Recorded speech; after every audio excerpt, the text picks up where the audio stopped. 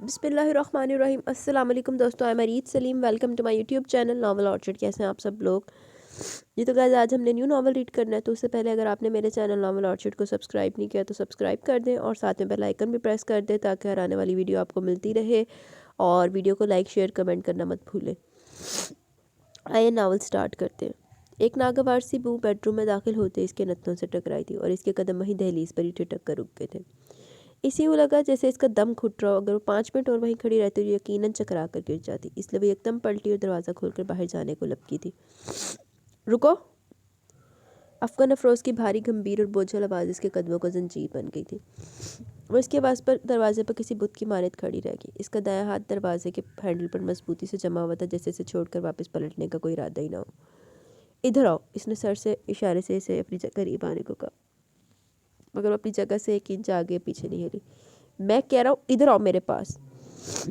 وہ غصے سے دانت پیس کر بولا، لیکن پھر بھی وہ ٹس سے مس نہ ہوئی۔ میں کیا بکواس کروں، تمہیں سنائی نہیں دے رہا؟ اس نے ایک دم شیر کی طرح دھاڑتے ہوئے ہاتھ میں پکڑا شیشے کا گلاس زور سے دروازے کی سمت دے مارا۔ وہ ایک دم ایک سائڈ پر وہ گلاس دروازے سے ٹکرا کر چکنا چور ہو گیا۔ گلاس میں موجود مشروب کے چھینٹے اس کے پاؤں اور کپڑوں پر گرے، وہ بدک کر دور ہٹ گئی۔ دروازہ بند کر کے ادھر آؤ میرے سامنے! اس نے پھر سے آرڈر دیا۔ اب کی بار وہ اس کے خطرناک تیوروں سے اچھی خاصی طرح باخبر ہو چکی تھی۔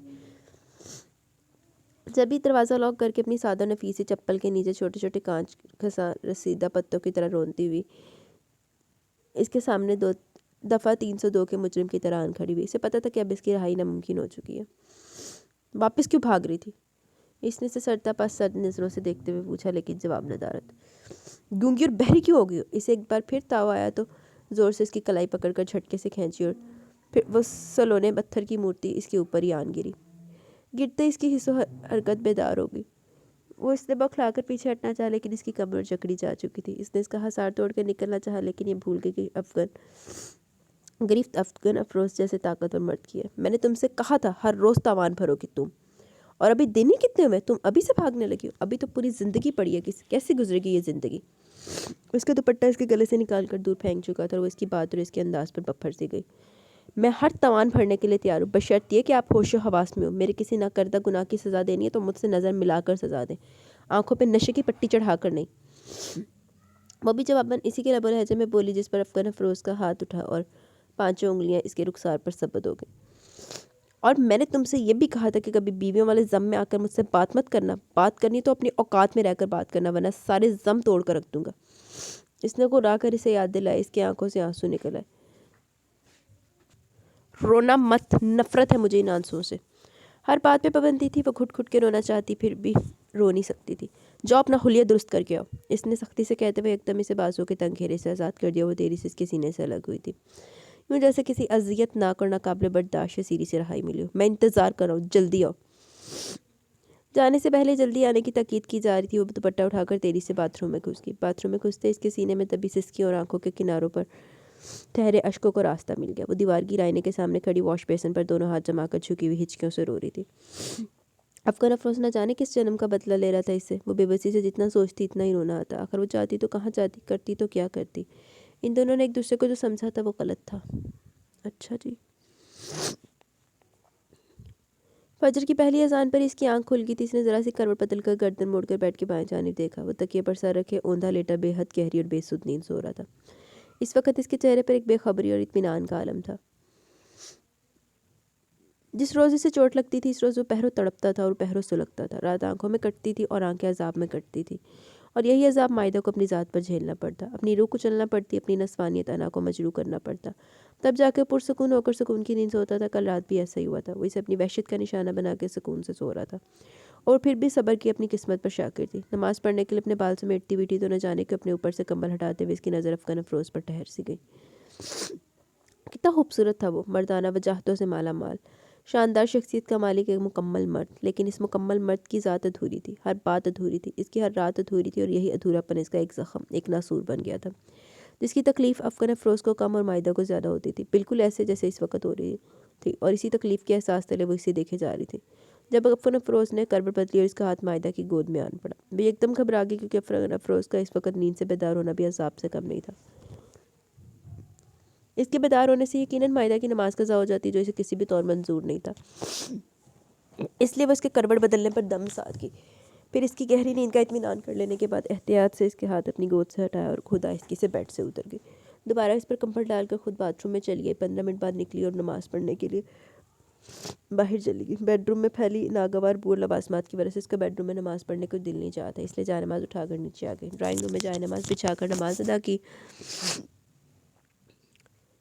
تسبیح پڑھی اور دعا مانگنے کے بعد دادی بی کے کمرے کا رخ کیا۔ السلام علیکم دادی بی، صبح بخیر۔ اس نے اندر آتی انہیں سلام کیا۔ وہ بھی جاگ رہی تھی اور اسی کے انتظار میں تھی کہ کب وہ آئے اور انہیں وضو کروائے، کیونکہ وہ خود سے نہ تو اٹھ سکتی تھی اور نہ ہی چل پھر سکتی تھی۔ وعلیکم السلام بیٹا، جیتی رہو، سدا سہاگن رہو۔ انہوں نے شفقت سے اس کے سر پر ہاتھ رکھتے ہوئے دعا دی۔ آمین۔ وہ ان کی دعا سمیٹتی ہوئی جھکی اور انہیں سہارا دے کر ویل چیئر پر بٹھانے لگی۔ جب سے تم اس گھر میں آئی ہو میری کوئی بھی نماز قضا نہیں ہوئی، ورنہ تمہارے آنے سے پہلے اکثر فجر کی نماز قضا ہو جاتی تھی۔ وہ ان کی ویل چیئر دھکیلتی باتھ روم کی سمت لے جا رہی تھی جب دادی بی نے اس کی خدمت گزاری پر تعریف کی، بلکہ احسان مانا تھا اس کا۔ چلے شکر ہے میرے آنے کا کوئی فائدہ تو ہوا، میرے آنے سے یہ نیک کام ہوا تو مجھے اور کیا چاہیے بھلا۔ وہ ہلکے سے مسکرائی تھی۔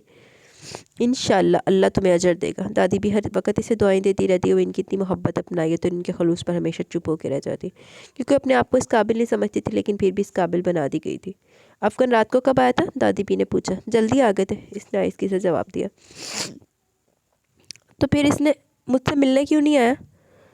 انہیں اچنبھا ہوا، حواسوں میں نہیں تھے۔ وہ مختصر سا کہہ کر رخ موڑ گئی اور دادی بھی اس کے جواب کا مفہوم جان گئی۔ پھر جب تک انہوں نے نماز اور مائدہ نے سپارہ پڑھا ان کے درمیان خاموشی چھائی رہی، لیکن جیسے ہی وہ ان کی ویل چیئر دھکیلتی ہوئی باہر لان میں لئی، ان کی زبان پر رکے الفاظ بھی باہر نکلنے لگے۔ اس نے تمہیں کچھ کہا تو نہیں؟ پہلا تشویش بھرا سوال ہے۔ کہہ بھی لیں تو کیا فرق پڑتا ہے؟ اس نے سر جھٹکا۔ فرق پڑتا ہے بیٹا، تم اس کی بیوی ہو، اسے تمہارا خیال کرنا چاہیے۔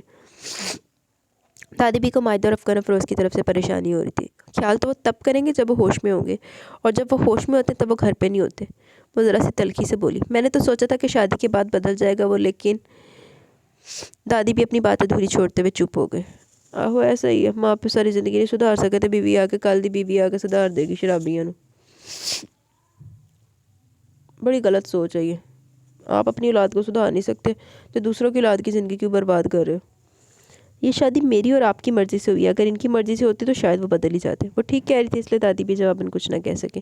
تم نے پوچھا نہیں کس نے ڈرنک کیوں کی؟ کافی دیر بعد انہوں نے دوبارہ سوال کیا۔ وجہ معلوم ہو تو پوچھنے کا فائدہ؟ اس نے استدعائی انداز میں مسکراتے ہوئے کہا۔ لیکن مائدہ میں تمہیں پہلے بھی سمجھا چکی ہوں کہ اس کے حال پر مت چھوڑو، انٹرفیئر کرو اس کی ذات میں، حق جتاؤ، بیویوں والے انداز اپناؤ، اسے بتاؤ کہ تم اس کی اور وہ تمہارا ہے۔ دادی بھی سے سمجھا رہی تھی۔ میرے بتانے سے میں ان کی اور وہ میرے نہیں ہو جائیں گے، حقیقت کیا ہے یہ آپ بھی جانتی ہیں۔ مائدہ نے سنجیدگی سے کہتے ہوئے ان کی ڈھلکی ہوئی گرم چادر اٹھا کے ان کے گرد پھیلا دی۔ لیکن بیٹا یہ زندگی ہے، جیسے یہ گزارنا چاہتا ہے ویسے زندگی نہیں گزرتی، وہ تو پاگل۔ پلیز دادی بھی، میں آپ کے لیے چائے لے کر آتی ہوں، جب تک آپ یہ اخبار پڑھیں۔ مائدہ نے ان کی بات کاٹتے ہوئے ان کی طرف اخبار بڑھا دیا۔ ایدہ سی تو سمجھا لیندی پہلے، سون دی میرے منہ جو۔ سورج کی کرنیں سنہرا سنگھار لیے دھوپ کے گھنگرو باندھے ہر صحن ہر آنگن میں دن بھر رقص کرنے کے لیے اتر چکی تھی، اور سرد موسم میں ان کے اس رقص سے جو لوگ مسرور ہو رہے تھے ان میں دادی بی بھی شامل تھے۔ ہائے اللہ جی، اتنے بھی تھوڑی جی تو کر دو، موسم سیٹ ہوئی ہے۔ داخلی دروازے کے سامنے ویل چیئر پر بیٹھی اخبار پڑھ رہی تھی جب مائدہ ان کے لیے چائے بنا کر آئی۔ تھینک یو بیٹا، انہوں نے نرمی سے کہتے ہوئے کپ اس کے ہاتھ سے لے لیا۔ آپ بھی کمال کرتی ہیں دادی بھی، یہ تو میرا فرض بنتا ہے، اس میں تھینکس کی کیا ضرورت ہے، بلکہ مجھے تو آپ کا کام کر کے خوشی محسوس ہوتی ہے۔ وہ ایک کرسی کھینچ کر خود بھی اس کے پاس ہی بیٹھ گئی۔ بیٹا آج کل کوئی بھی اپنا فرض اور اپنا حق نہیں مانتا، بڑی جلدی آنکھیں پھیر لیتے ہیں سب۔ ایسے حالات میں اگر کوئی پھر بھی اپنا فرض پورا کرتا ہے تو اس کا شکریہ ادا کرنا چاہیے۔ وہ بھی جواباً سنجیدگی سے بولی۔ مائدہ کچن میں آگئی، اسے افغان کے لیے ناشتہ تیار کرنا تھا۔ دادی پی کے اور افغان افروز کے کام وہ خود اپنے ہاتھوں سے سر انجام دیتی تھی، عشاء سے دوسرے کام کراتی تھی۔ کافی دیر ہو گئی تھی، وہ ابھی تک نیچے نہیں آئے، اس لیے مائدہ کو خود ہی اوپر آنا پڑا۔ وہ دروازہ دھکیل کر اندر داخل ہوئی۔ واش روم سے پانی گرنے کی آواز بتا رہی تھی کہ وہ شاور لے رہا ہے۔ وہ خاموشی سے آگے بڑھ کر کمبل طے کر کے رکھنے لگی، بیڈ پر چھکی ہوئی بیڈ شیٹ کی شکنیں دور کر رہی تھی جب واش روم کا دروازہ کھلا، وہ تولیے سے بال رگڑتا ہوا باہر آیا۔ Good morning. وہ مائدہ کی موجودگی سے بے خبر ڈریسنگ ٹیبل کی سمت بڑھ رہا تھا، اس کی آواز پر چونک کر پلٹا۔ وہ پیازی رنگ کے جارجٹ کے نفیس سے کڑھائی والے شلوار سوٹ میں ملبوس نکھری ستری سی کڑی ہاتھ میں پکڑا کوشن بیڈ پر رکھے دو تکیوں کے درمیان رکھ رہی تھی۔ اس کے چہرے پر رات کے قصے کا شائبہ تک نہیں تھا، اس کا چہرہ بے تاثر اور انداز بے نیاز سا لگ رہا تھا۔ افغان افروز کی نظریں اس پر ٹھہر سے گئی، نامالود بالوں سے اس کی پوری کمر ڈھکی ہوئی تھی۔ اس کے بال بے حد گھنے اور سیاہ تھے۔ اب کیسی طبیعت ہے آپ کی؟ وہ گلاس اور خالی مشروب کی بوتلیں ٹرے میں رکھتے ہوئے بولی تو افغان افروز چونک گیا۔ کیا ہوا میری طبیعت کو؟ میں تو بالکل ٹھیک ہوں، وہ بے ساختہ حیرانی سے بولا۔ ابھی ٹھیک ہے نا، رات کو ٹھیک نہیں تھے؟ رات کو تو آپ کی طبیعت خاصی خراب تھی۔ رات کو؟ وہ اس کی بات کا مطلب سمجھ کے لب بھیج گیا۔ جی رات کی بات کر رہی ہوں، وہ زور دے کر بولی۔ تم کہنا کیا چاہتی ہو؟ وہ اس کے سامنے آ کھڑا ہوا۔ جو آپ سمجھ نہیں پا رہے۔ وہ استدعائیہ ہنسی اور اس ہنسی پر غصے میں آ کر افغان افروز نے اس کا بازو تو پوچھ لیا۔ میں کیا سمجھتا ہوں اور کیا نہیں، تمہیں اس سے کوئی مطلب نہیں ہونا چاہیے، سمجھی تم؟ اس نے مائدہ کے بازو کو جھنجھوڑا۔ کیوں مطلب نہیں ہونا چاہیے؟ میں آپ کی بیوی اور ملازمہ نہیں، میں بیوی کو ملازمہ سے زیادہ کا درجہ نہیں دیتا، وہ حقارت سے بولا۔ تو پھر شادی کیوں کی تھی؟ مائدہ جانتی بھی تھی پھر بھی سوال کر بیٹھی۔ کیونکہ ایک ملازمہ کی ضرورت تھی مجھے، میرے گھر کو، میری دادی بھی کو، اس لیے ضرورت کے لیے کرنا پڑی۔ لیکن یہ ضرورتیں تو کوئی اور ملازمہ بھی پوری کر سکتی تھی۔ ہاں کر سکتی تھی، لیکن صرف گھر کی ضرورتیں، میری ضرورتیں وہی ملازمہ پوری کر سکتی تھی جس کے ساتھ بیوی کا دم چھلا ہوتا۔ لاکھ لعنت تیرے، سوچتے تھے تیرے تے بھی۔ یہ کام تو عائشہ بھی کر سکتی تھی، اسے بھی آپ کی بیوی کا دم چھلا پہنا سکتے تھے۔ نہیں، اسے نہیں پہچانا سکتا تھا کیونکہ وہ ایک سادہ سی نیند کی دیوانی اور اپنی ذات میں مست رہنے والی لڑکی ہے۔ تمہاری طرح اس نے کبھی افغان افروز پر اور اس کے گھر پر بری نظر نہیں ڈالی، کبھی حسرت سے نہیں دیکھا میں کیا ہوں اور کیا نہیں ہوں، اسے کوئی فرق نہیں پڑتا۔ میں اپنے کام سے کام رکھتی ہے، بدنیتی نہیں دکھاتی۔ افغان افروز نے اس کی ذات کے پرخچے اڑا دیے۔ مائدہ کے چہرے کی رنگت متغیر ہو گئی۔ اس نے پل بھر میں اس کا سارا ضم، سارا غرور توڑ کے رکھ دیا۔ وہ جواباً کچھ کہنے کے قابل ہی نہیں رہی۔ تم کیا سمجھتی ہو کہ میں انجان ہوں؟ کیا میں نہیں جانتا کہ تم نے مجھ سے شادی کیوں کی؟ اس نے مائدہ کی تحیر سے پھیلی ہوئی آنکھوں میں جھانکتے ہوئے طنزیہ انداز میں پوچھا۔ آپ واقعی نہیں جانتے کہ میں نے آپ سے شادی کیوں کی؟ اگر آپ یہ سمجھتے کہ مجھے دولت کی ہوس تھی اور میں یہ سب آسائشات پانا چاہتی تو یہی صحیح، مجھے کوئی فرق نہیں پڑتا، مجھے آپ کا نام مل گیا، میرے لیے یہی کافی ہے۔ مائدہ آہستگی سے کہتی ہوئی رخ موڑ کی، مبادہ اس کی آنکھوں میں آنسو نہ دیکھ لے۔ تو پھر جھگڑا کس بات کا؟ تم جو چاہتی تھی وہ مل گیا، وہ کافی ہے، تو پھر خوش رہو، میرے معاملات میں انٹرفیئر کیوں کرتی ہو؟ میں نے آپ کے معاملات میں انٹرفیئر نہیں کیا، صرف آپ کی طبیعت پوچھی ہے۔ مائدہ کے لہجہ پھیک گیا۔ مت پوچھو میری طبیعت، مجھ سے کچھ بھی مت پوچھو کیونکہ میں بتاؤں گا ہی نہیں، وہ سختی سے کہہ رہا تھا۔ مائدہ لب بھیج کے چپ ہو گئی۔ اس سے پہلے کو مزید کچھ کہتا، دروازے پہ دستک ہوئی تھی۔ صاحب جی، بڑی بیگم صاحبہ نیچے بلا رہی ہیں، وہ ناشتے پر آپ کا انتظار کر رہی ہیں۔ دستک کے بعد عائشہ کی آواز سنائی دی جسے دادی بی نے پیغام دے کر بھیجا تھا۔ مائدہ آنکھوں کے گوشے ہاتھ کی پشت سے رگڑتی ہوئی باہر نکل گئی اور افغان افروز نے ہاتھ میں پکڑا ہوا تولیہ نفرت سے بیڈ پر اچھالی اور ڈریسنگ ٹیبل کے سامنے آ کھڑا ہوا۔ یہ عورتیں بڑا ہی لعنتی تے بغیرت قسم دا ہیرو ہے۔ وہ صبح 9 بجے آفس سے آیا تھا اور اس وقت شام کے 6 بج رہے تھے۔ وہ ابھی تک آفس میں ہی تھا۔ اسے مسلسل 9 گھنٹے ہو چکے تھے کام کرتے ہوئے۔ تو 24 گھنٹے کام کر، لنچ بھی نہیں کیا، صرف چائے اور سگریٹوں پر گزارا ہوتا رہا، اور ابھی بھی نہ جانے اور کتنا مصروف رہتا ہے کہ اچانک اس کے ایک دوست کا فون آ گیا۔ ہیلو، اس نے سگریٹ ایش ٹرے میں مسلتے ہوئے فون اٹھایا۔ حسام بات کر رہا ہوں۔ جانتا ہوں، بولو، اس نے لیپ ٹاپ کی بورڈ پر انگلیاں چلاتے ہوئے پوچھا۔ تم ولیمے کے فنکشن میں نہیں آ رہے کیا؟ نہیں، اس نے دو ٹوک لہجے میں انکار کر دیا۔ مجھے بھی تم سے یہی امید تھی، بلکہ کئی لوگوں کو تم سے یہی امید تھی۔ حسام نے طنز کیا۔ کیا مطلب ہے تمہارا؟ افغان افروز کی انگلیاں تھم گئی۔ کل شادی کے فنکشن میں تمہاری حالت بتا رہی تھی، تم ولیمہ اٹینڈ نہیں کرو گی، اس لیے کہہ رہا ہوں۔ کیوں، کیا ہوا تھا میری حالت کو؟ ٹھیک ٹھاک ہی تو تھی، وہ انجان بنتے ہوئے بولا۔ تم جتنے ٹھیک ٹھاک ہو یہ پورا شہر جانتا ہے، تمہارے چلے جانے کے بعد بھی چیمگوئیاں ہوتی نہیں ہیں، لیکن تمہیں کچھ خبر ہو تب نا، تم تو دیوانے ہو گئے ہو بس۔ حسام کو کل رات سے غصہ تھا، اس لیے اس کی کلاس لے رہا تھا۔ اسے افغان افروز کا سب کچھ چھوڑ چھاڑ کے فنکشن سے چلے جانا بالکل اچھا نہیں لگا۔ میں اس محفل میں نہیں بیٹھ سکتا جہاں وہ بھی موجود ہو، مجھ سے برداشت کرنا مشکل ہو جاتا ہے۔ تمہیں اگر میرا اتنا خیال ہوتا تو تم نے اسے انوائٹ کیوں کیا؟ افغان افروز کو حسام پر غصہ ہے۔ یار ہم دونوں تو شروع سے دوست ہیں، لیکن کچھ کاروباری دوست احباب بھی تو ہوتے ہیں نا، انہیں بھی تو انوائٹ کرنا تھا، اور تم جانتے ہو جمال پیرزادہ بھی میرے کاروباری دوست احباب میں شامل ہوتا ہے۔ مجھے نہ چاہتے ہوئے بھی اسے انویٹیشن کارڈ بھیجنا پڑا، لیکن مجھے کیا پتہ تھا کہ اس کے ساتھ۔ حسام کہتے کہتے چپ ہو گئے۔ تمہیں پتہ نہیں تھا لیکن اندازہ تو ہونا چاہیے تھا نا؟ افغان افروز بمشکل اپنا غصہ ضبط کر رہا تھا۔ اندازہ تھا، اس لیے تو تمہیں بھابھی کو ساتھ لانے کے لیے کہا تھا۔ حسام بے ساختہ بول گیا اور افغان افروز اس کی بات پر ٹھٹک گیا۔ کیوں، اسے کیوں ساتھ لے کر آتا؟ افغان افروز کا لہجہ اور انداز تیکھا تھا، تاکہ دوسروں کو بھی پتہ چلتا کہ تم شادی کر چکے اور اپنی میرڈ لائف میں بہت خوش ہو، تمہارے لیے کسی کا ہونا یا نہ ہونا کوئی معنی نہیں رکھتا۔ حسام کی بات پر وہ حیران رہ گیا، اس نے کتنی گہری اور کتنے کام کی بات کہی تھی جو خود اس کی عقل میں آج تک نہیں آئی۔ دیکھو افغان، صرف جلنا ہی نہ سیکھو، جلانا بھی سیکھو۔ جلنا فن نہیں ہوتا، کسی کو جلانا فن ہوتا ہے، اور تمہیں یہ فن نہیں آتا، کبھی آزما کر دیکھو، بڑا لطف پاؤ گے، تمہارے سینے میں جلتی آگ پر فوار برسے گی۔ اور اگر ایسا نہ ہوا تو میرا نام بدل دینا۔ اپنی لائف کو ایسا بناؤ کہ دیکھنے والے رش کریں اور ہاتھ سے نکلے وقت پر پچھتائیں۔ پچھتاوا اپنا مقدر بنانے سے بہتر کسی اور کا مقدر بنا دو۔ حسام نے اس کی سوچ کے کئی دروا کیا۔ افغان افروز کے دماغ میں جھماکا ہوا تھا۔ اللہ دا ہن لانتی اپنے مطلب واسطے بیوی نو لے کے جائے گا ولیمے تے۔ شام کے 7 ڈھل چکے تھے، پوری کائنات پہ ملجگا سا اندھیرا پھیل رہا تھا۔ وہ واپس گھر آ رہا تھا۔ سڑک پر بھاگتی دوڑتی گاڑیوں میں اس کی گاڑی کی سپیڈ سب سے زیادہ تھی کیونکہ وقت کم تھا اور اسے وقت پہ پہنچنا تھا۔ وہ کافی تیز ڈرائیونگ کر رہا تھا، اسی لیے بڑی جلدی گھر پہنچ گیا۔ چوکیدار نے اس کی گاڑی دیکھتے گیٹ کھول دیا۔ اس کی سلور کلر کی پراڈو فراٹے بھرتی ہوئی اندر گیٹ کے سامنے والی روش پر آ رکی۔ گاڑی سے اتر کر وہ لمبے لمبے ڈگ بھرتا اندر آ گیا۔ السلام علیکم۔ اس نے ڈرائنگ روم میں بیٹھی دادی بی کو سلام کیا۔ وعلیکم السلام۔ دادی بی اس کے سلام سے چونک گئی۔ انہیں اس کا لہجہ بدلا ہوا محسوس ہوا۔ کیسی طبیعت ہے آپ کی؟ وہ چند قدم چلتا ان کے قریب آ گیا۔ میری طبیعت تو ٹھیک ہے لیکن تمہاری طبیعت ٹھیک نہیں لگ رہی۔ دادی بھی اس کے بدلے ہوئے تیور بھانپ گئی۔ میں ٹھیک ہوں، وہ لڑکی کہاں ہے؟ افغان افروز نے مائدہ کے بارے میں پوچھا لیکن کترائے ہوئے انداز میں۔ کون لڑکی؟ دادی جان تو گئی تھی لیکن اس کے منہ سے گروانے کے لیے جان بوجھ کے استفسار کیا۔ وہی لڑکی جو یہاں کام کرتی ہے، وہ نام لینے سے گریز کرا تھا۔ اچھا عائشہ کی بات کر رہے ہیں؟ وہ کچن میں، انہوں نے کچن کی طرف اشارہ کیا۔ نہیں، میں دوسری لڑکی کی بات کر رہا ہوں۔ دوسری لڑکی کون ہے اس گھر میں؟ وہ جھنجھلا کر بولی۔ وہ کیا نام ہے اس کا؟ ہاں مائدہ، اسی کی بات کر رہا ہوں۔ او اچھا، تو یوں کہو نا کہ تم اپنی بیوی کے بارے میں بات کر رہے ہو۔ وہ بھلا کہاں ہوگی؟ کچن میں کھانا تیار کریے۔ دادی می نے بھی انجان بننے میں کوئی کسر نہیں چھوڑی۔ مجھے اس سے کام ہے، میں بھی آتا ہوں۔ وہ کہہ کر ڈرائنگ روم سے نکل گیا۔ اس کا رخ کچن کی طرف تھا۔ بس بھی کریں چھوٹی بیگم صاحبہ، اس ہنڈیا کو اور کتنا بھوننا ہے؟ عائشہ کی آواز کچن سے باہر تک آ رہی تھی۔ دادی بھی بتا رہی تھی جب تک ہنڈیا اچھی طرح بھونی ہوئی نہ ہو افغان کو پسند نہیں آتی، وہ سالے یوں ہی چھوڑ دیتے ہیں۔ کہ یار آپ صرف ہنڈیا کی بات نہ کریں، انہیں تو لوگ بھی بھونے ہوئے پسند ہیں، اور جو بھونے ہوئے نہیں ہوتے انہیں وہ خود بھون دیتے ہیں۔ عائشہ نے مذاق اڑانے والے انداز میں کہا۔ یہ کیا بدتمیزی ہے عائشہ؟ وہ صاحب ہے تمہارے، ان کے بارے میں بات کرتے ہوئے تمیز سے کام لیا کرو۔ مائدہ نے اسے فوراً ڈانٹ دی۔ اسے عائشہ کو یوں مذاق اڑانا اچھا نہیں لگا تھا۔ سوری بیگم صاحبہ، میں تو بس، تم دادی بھی سے اور مجھ سے ہنسی مذاق کر لیتے ہو یہی کافی، لیکن اس سے زیادہ اوور ہونے کی ضرورت نہیں ہے۔ مائدہ نے عائشہ کو اس کی حد یاد دلائی اور افغان افروز اس کا انداز دیکھتا رہ گیا۔ مائدہ، اس نے بمشکل اسے نام سے پکارا اور چولہے کا بٹن بند کر دی۔ مائدہ اس کی آواز پہ ایک دم کرنٹ کھا کے پلٹی تھی۔ اسے یقین نہیں آیا کہ اسے افغان افروز نے پکارا۔ آپ نے مجھے بلایا ہے؟ اس کی بے یقینی اس کے لہجے میں بھی سمائی ہوئی تھی۔ ہاں میرے ساتھ آؤ، مجھے تم سے بات کرنی ہے۔ وہ ساری لا کر کہتا ہوا واپس پلٹ گیا اور مائدہ ہاتھ میں پکڑے چھوٹا سا کپڑا عائشہ کو تھما کر اپنا دوپٹہ درست کرتی ہوئی باہر نکل گئی۔ اللہ خیر۔ سیڑھیاں چڑھتے ہوئے اس نے اللہ سے خیر کی دعا مانگی۔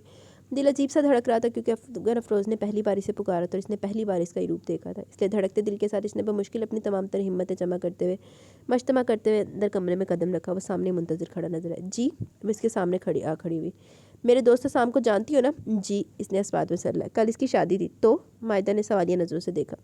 آج اس کا ولیمہ ہے۔ زندگی میں پہلی بار افغان افروز کو بات کرتے ہوئے مشکل پیش آ رہی تھی۔ اس لڑکی کو جسے وہ ہمیشہ سے دھتکارتا آ رہا تھا، جسے یوں ایک دم سے بیوی کا درجہ دینا اور ایک طرح بات کرنا بڑا عجیب لگ رہا تھا۔ پھر وہ ایک لفظی سوال کر رہی تھی۔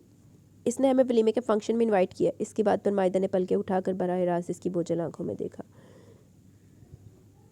اس نے تو غالباً ہمیں کل بھی انوائٹ کیا تھا۔ ہاں کیا تھا، لیکن کل میں جلدی میں تھا اس لیے اکیلا ہی چلا گیا۔ اس نے بات ٹالی۔ جلدی میں تو آپ اس وقت بھی ہیں؟ مائدہ نے اسے لاجواب کر دیا۔ کیا ارادہ تمہارا؟ کیا تم میرے ساتھ جانا نہیں چاہتی؟ اس نے ذرا ٹھہر کر دو ٹوک پوچھا۔ جانے کو تو آپ مجھے جہنم میں بھی لے جائیں گے تو ساتھ چلوں گی، انکار کا تو کبھی سوال ہی سوچ بھی نہیں سکتی۔ وہ ہلکے سے سر جھٹک کر بولی۔ تمہارے پاس فنکشن میں پہننے کے لیے ساڑی ہوگی؟ افغان افروز نے اپنی نفرت کا سر کچلتے ہوئے بمشکل سوال کیا۔ آپ نے پہلے کبھی مجھے ساڑی پہنے دیکھا ہے؟ لیکن آج میں تمہیں ساڑی میں دیکھنا چاہتا ہوں، اس نے فیصلہ کن انداز میں کہا۔ ساڑی میں دیکھنا چاہتے ہیں یا ساڑی میں دکھانا چاہتے ہیں؟ افغان افروز اس کی بات پر ٹھٹک گیا۔ کیا مطلب ہے تمہارا؟ اس نے تیوری پر بل ڈالتے ہوئے پوچھا۔ میرے مطلب کو چھوڑیں، آپ اپنی بات کریں۔ کیا کہہ رہے تھے آپ؟ میرے ساتھ مارکیٹ چلو، کسی اچھے بوتیک سے ساڑی لے کر آتے، ٹائم بہت کم ہے، چلو میرے ساتھ۔ وہ کہتے ہوئے دروازے کی سمت بڑھ گیا۔ میں مارکیٹ نہیں جاؤں گی۔ وہ اپنی جگہ پر کھڑی رہی۔ اس نے افغان افروز کے پیچھے قدم نہیں بڑھایا۔ کیوں؟ وہ دروازے کے قریب جا کر رک گیا۔ کیونکہ میں ساڑی نہیں پہنوں گی، اس نے صاف انکار کر دیا۔ کیوں نہیں پہنو گی؟ کیا برائی ہے ساڑی پہننے میں؟ وہ دوبارہ اس کے سامنے آ کھڑا ہوا۔ تو اس میں اچھائی کیا ہے؟ اس نے الٹا افغان سے سوال کیا۔ کیا یہ اچھائی کم ہے کہ لباس مجھے پسند ہے، میں تمہیں پہننے کے لیے کہہ رہا ہوں؟ وہ اپنا مزاج ٹھنڈا رکھتے ہوئے دھیمے لہجے میں بات کر رہا تھا۔ آپ نے صرف مجھے ساڑی پہننے کے لیے کہا ہوتا تو شاید میں ساری زندگی ساڑی اپنے تن سے جدا نہ کرتی، لیکن افسوس کہ آپ کی یہ فرمائش صرف میرے لیے نہیں ہے۔ مائدہ نے اسے لیکچر دے ڈالا اور افغان افروز اس کے اس لیکچر پر چونک گیا۔ آپ فیصلہ کر لیں، میں تب تک دادی بی کو بتا کر آتی ہوں کہ میں آپ کے ساتھ جا رہی ہوں۔ وہ کہہ کر باہر نکل گئی اور افغان افروز وہیں بیڈ پر بیٹھ گیا۔ کیڑی مانی خیز کال کر گئی، میرے سمجھ نہیں آئی۔ وہ تیار ہو کر بیڈ روم سے باہر نکلی تھی کہ سامنے سے آتے افغان افروز کے قدم بری طرح ٹھٹک کر تھم گئے تھے۔ پہلی نظر میں تو اسے پہچان ہی نہیں پایا کہ وہ عام سولیے میں رہنے والی عام سی لڑکی مائدہ ہی ہے۔ افغان کی نظریں بے یقین تھی، شاید اس لیے کہ اس نے اسے اس طرح سرتاپا پہلی بار دیکھا تھا، ورنہ آج سے پہلے جب بھی اسے دیکھا تھا ہوش و خود سے بیگانہ ہو کر دیکھا تھا۔ نشے کی حالت میں تو اسے یہ بھی پتہ نہیں چلتا کہ وہ اچھی لگ رہی ہے یا بری، لیکن آج اسے دیکھ کر لگ رہا تو وہ عام سی لگتی ہے پر عام سی ہے نہیں۔ وہ کتنی خاص ہے یہ تو وہ نہیں جانتا تھا، اس لیے تو اسے گہری نظروں سے دیکھ رہا تھا۔ وہ سیاہ رنگ کے بے حد قیمتی اور نفیس سے لانگ شرٹ اور چوڑی دار پجامے میں ملبوس تھی۔ اس کے دوپٹے اور قمیص پر سیاہی ریشمی دھاگے سے کامدار بارڈر بنا ہوا تھا اور اس دھاگے کے کام میں کہیں کہیں سلور کانچ کے موتی چمک رہے تھے، جیسے کالی رات میں چمکتے ستارے۔ اس نے ہم رنگ ہیل والی سینڈل پہن رکھی تھی، بالوں کو ہیئر پن کی مدد سے تیکھا سا ہیئر سٹائل دیا تھا اور ہلکے پھلکے میک اپ کے ساتھ اس کی شفاف دمکتی جلد اور بھی جگمگا تھی. جولری میں اس نے آویزر صرف بریسلیٹ پہنا ہوا تھا. افغان افروز سے اس کی چھپ دیکھتا رہ گیا. وہ کتنی خوبصورت اور پرکشش لگ رہی تھی وہ اسے بتا بھی نہیں سکتا تھا. چلے. مائدہ اسے ایک ہی جگہ ٹھہرے دیکھ کر خود ہی قریب آ گئی. ہاں چلے. وہ چونک کر متوجہ ہوا. مائدہ اس کے ساتھ سیڑھیاں اترتی بھی نیچے آ گئی. خدا حافظ دادی بھی. وہ انہیں خدا حافظ کہنے ڈرائنگ روم میں آئی تھی. ماشاء اللہ, اللہ نظر بد سے بچائے, اللہ میرے بچوں کی جوڑی سلامت رکھے, فی امان اللہ. انہوں نے ان دونوں کی بلائیں لے ڈالی اور وہ انہیں دعاؤں میں رخصت کیا تھا. میں نے حسام اور اس کی وائف کے لیے شادی کا گفٹ لیا لیکن کل اسے دے نہیں سکا, گاڑی میں ہی رہ گیا, اس لیے اب یہ گفٹ تمہیں نے اپنی طرف سے دے دینا. افغان نے گاڑی کی پچھلی سیٹ پر رکھی گفٹ کی طرف اشارہ کیا. اپنی طرف سے؟ کیا میں اور آپ الگ ہیں؟ مائدہ نے نقطہ اٹھایا. کہہ سکتی ہو. اس نے گاڑی سٹارٹ کرتے ہوئے بے نیالی سے کہا. کہہ تو میں اور بھی بہت کچھ سکتی ہوں لیکن ڈرتی ہوں کہ آپ کو تکلیف نہ ہو. اس کا لہجہ طنزیہ تھا. میری تکلیف سے نہ ڈرو, اپنی تکلیف سے ڈرو کہ تمہیں اپنے کیے پہ سزا بھی مل سکتی ہے, اور میری دیوی سزا کو تم سے بہتر کوئی نہیں جان سکتا.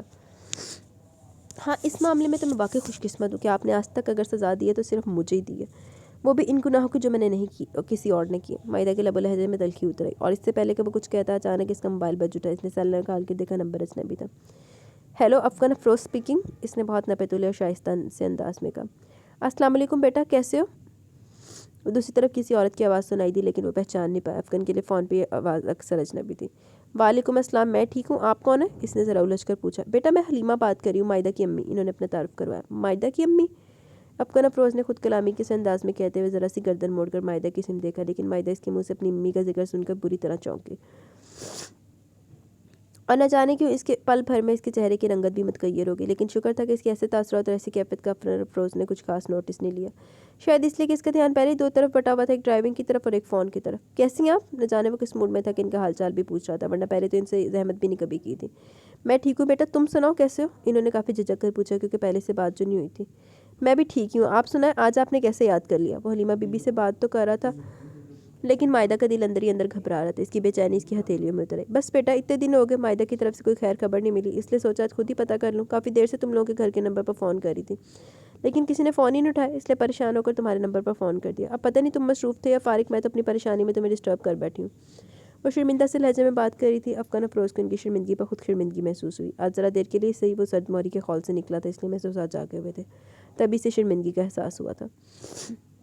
نہیں ایسی کوئی بات نہیں, ہم دراصل ایک فنکشن میں جا رہے ہیں. مائدہ بھی ساتھ ہی, آپ اس سے بات کر لیں, میں ڈرائیو کر رہا ہوں.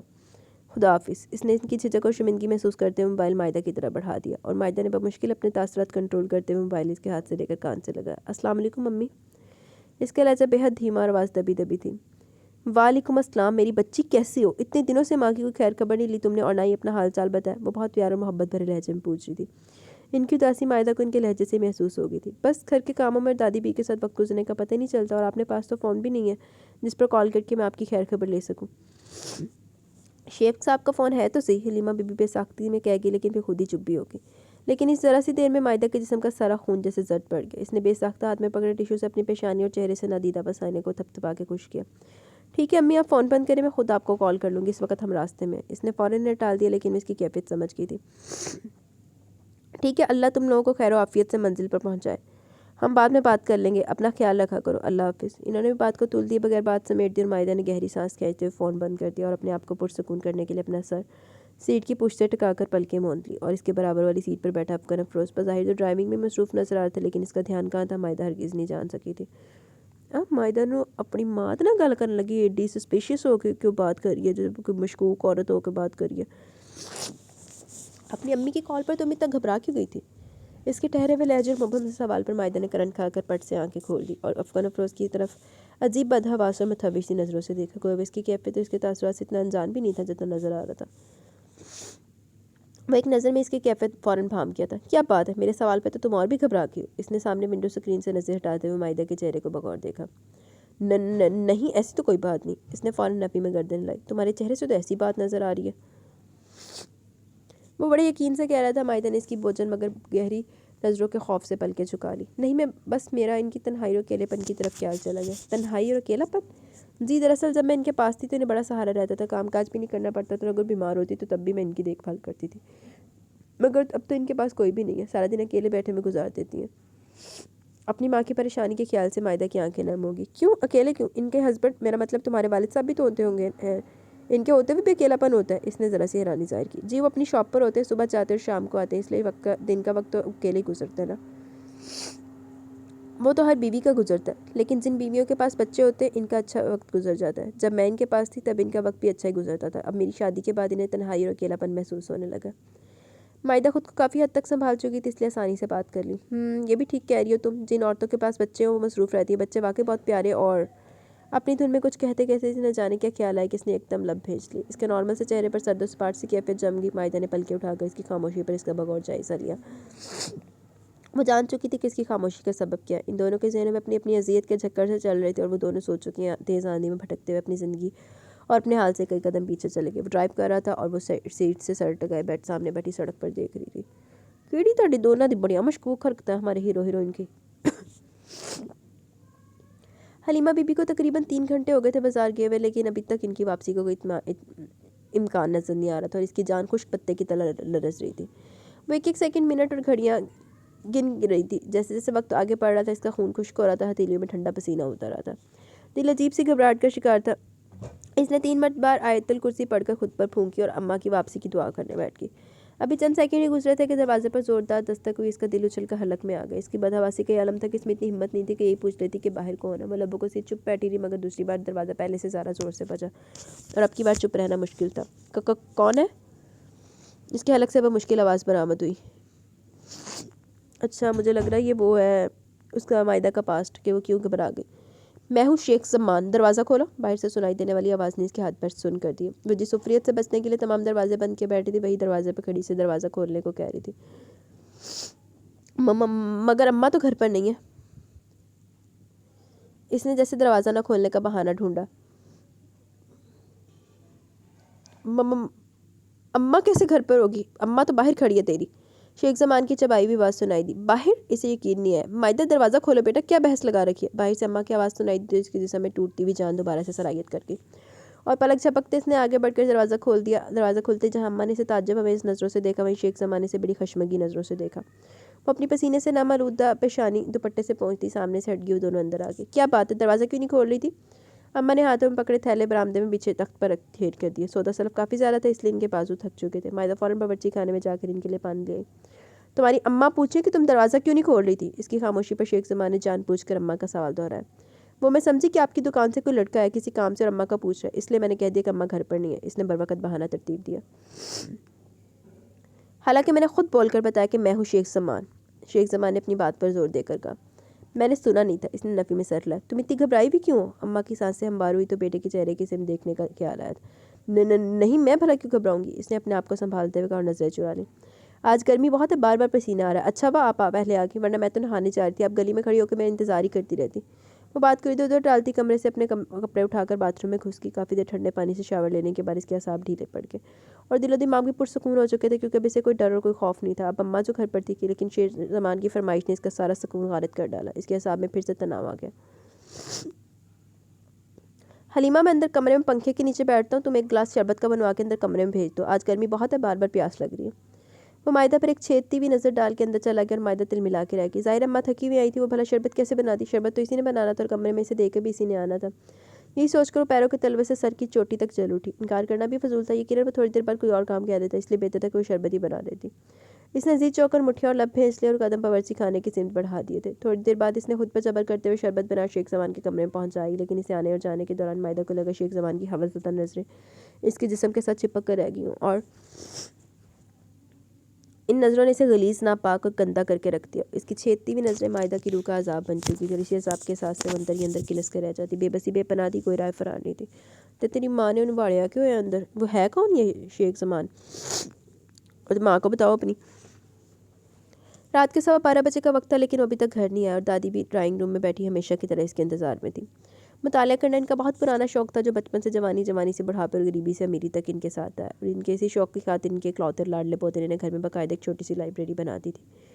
البتہ ان کے گھر دل میں کچھ اور خواب، کچھ خواہشیں، کچھ ارمان بھی تھے، یہ جاننے کی اس نے کبھی زحمت ہی نہیں کی۔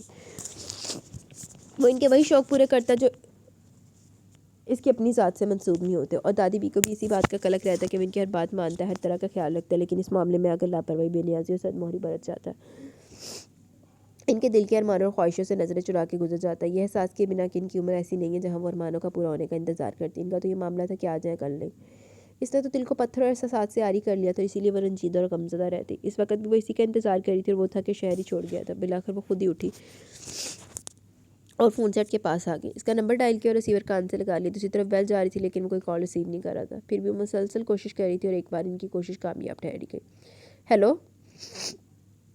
اس کی بھاری گمبھیر اور بوجھل آواز پر ان کا دل کٹ کے رہ گیا. افکن، وہ بڑے دکھ سے بولی. ڈونٹ وری، میں آ رہا ہوں. اس نے مختصر سے الفاظ میں کہہ کر فون بند کر دیا. وہ بند ریسیور کو دیکھتی رہ گئی. ان کی بوڑھی آنکھوں میں دکھ سے آنسو آ گئے. وہ اسے کیا کہتی کہ وہ انہیں بڑھاپے میں ستا رہا ہے، انہیں بے وجہ اذیت دے رہا ہے، ان کے دل پر رنج کا بوجھ بڑھا رہا ہے. لیکن اگر وہ اسے کہہ بھی دیتی تو اس پر بھلا کیا اثر تھا؟ وہ ٹہل ٹہل کر تھکنے لگی جب باہر گیٹ پر گاڑی کا ہارن سنائی دیا. پھر ذرا توقف سے گیٹ کھلنے اور گاڑی گیراج میں رکنے کی آواز سنائی دی. رفتہ رفتہ کوریڈور سے بھاری قدموں کی آواز ابھرتی ہوئی قریب آتی چلی گئی اور ڈرائنگ روم کے داخلی دروازے پر آ کر یہ چاپ بھی ٹھہر گئی. انہوں نے پلٹ کر پیچھے دیکھا. خیریت؟ آپ بار بار فون کر رہی تھی، مختصر سے الفاظ میں پوچھا گیا. کیا تمہیں نہیں پتہ کہ میں کیوں بار بار فون کر رہی تھی؟ انہوں نے خفگی سے کہا.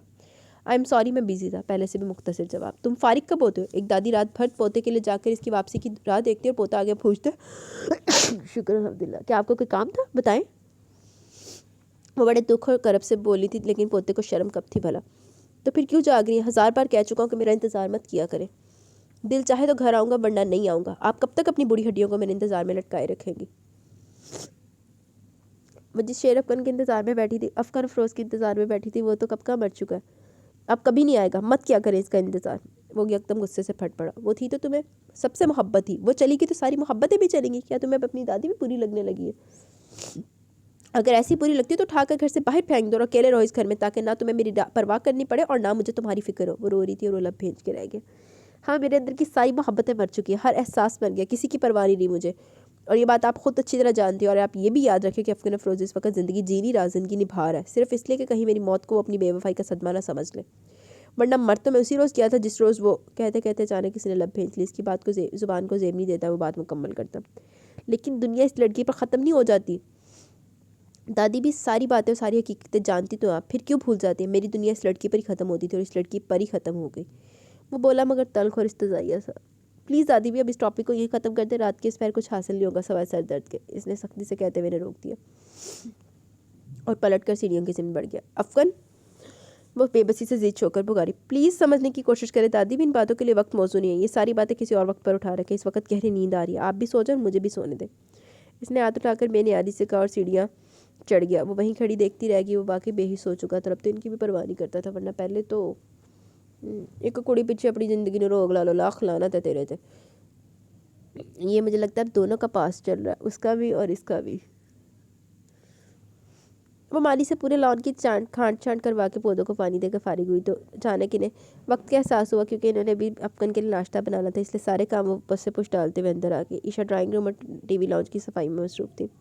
وہ شروع سے افغان افروز کے لیے کھانے پینے کی اشیاء خود تیار کرتی تھی. ان کے سارے کام وہ اپنے ہاتھوں سے کرتی تھی. اس کے ناشتہ بنا کر انہوں نے عشا سے کہا اوپر جاؤ اور افغان سے کہو ناشتہ تیار ہو جائے گا، جلدی آ جائے ورنہ ٹھنڈا ہو جائے گا.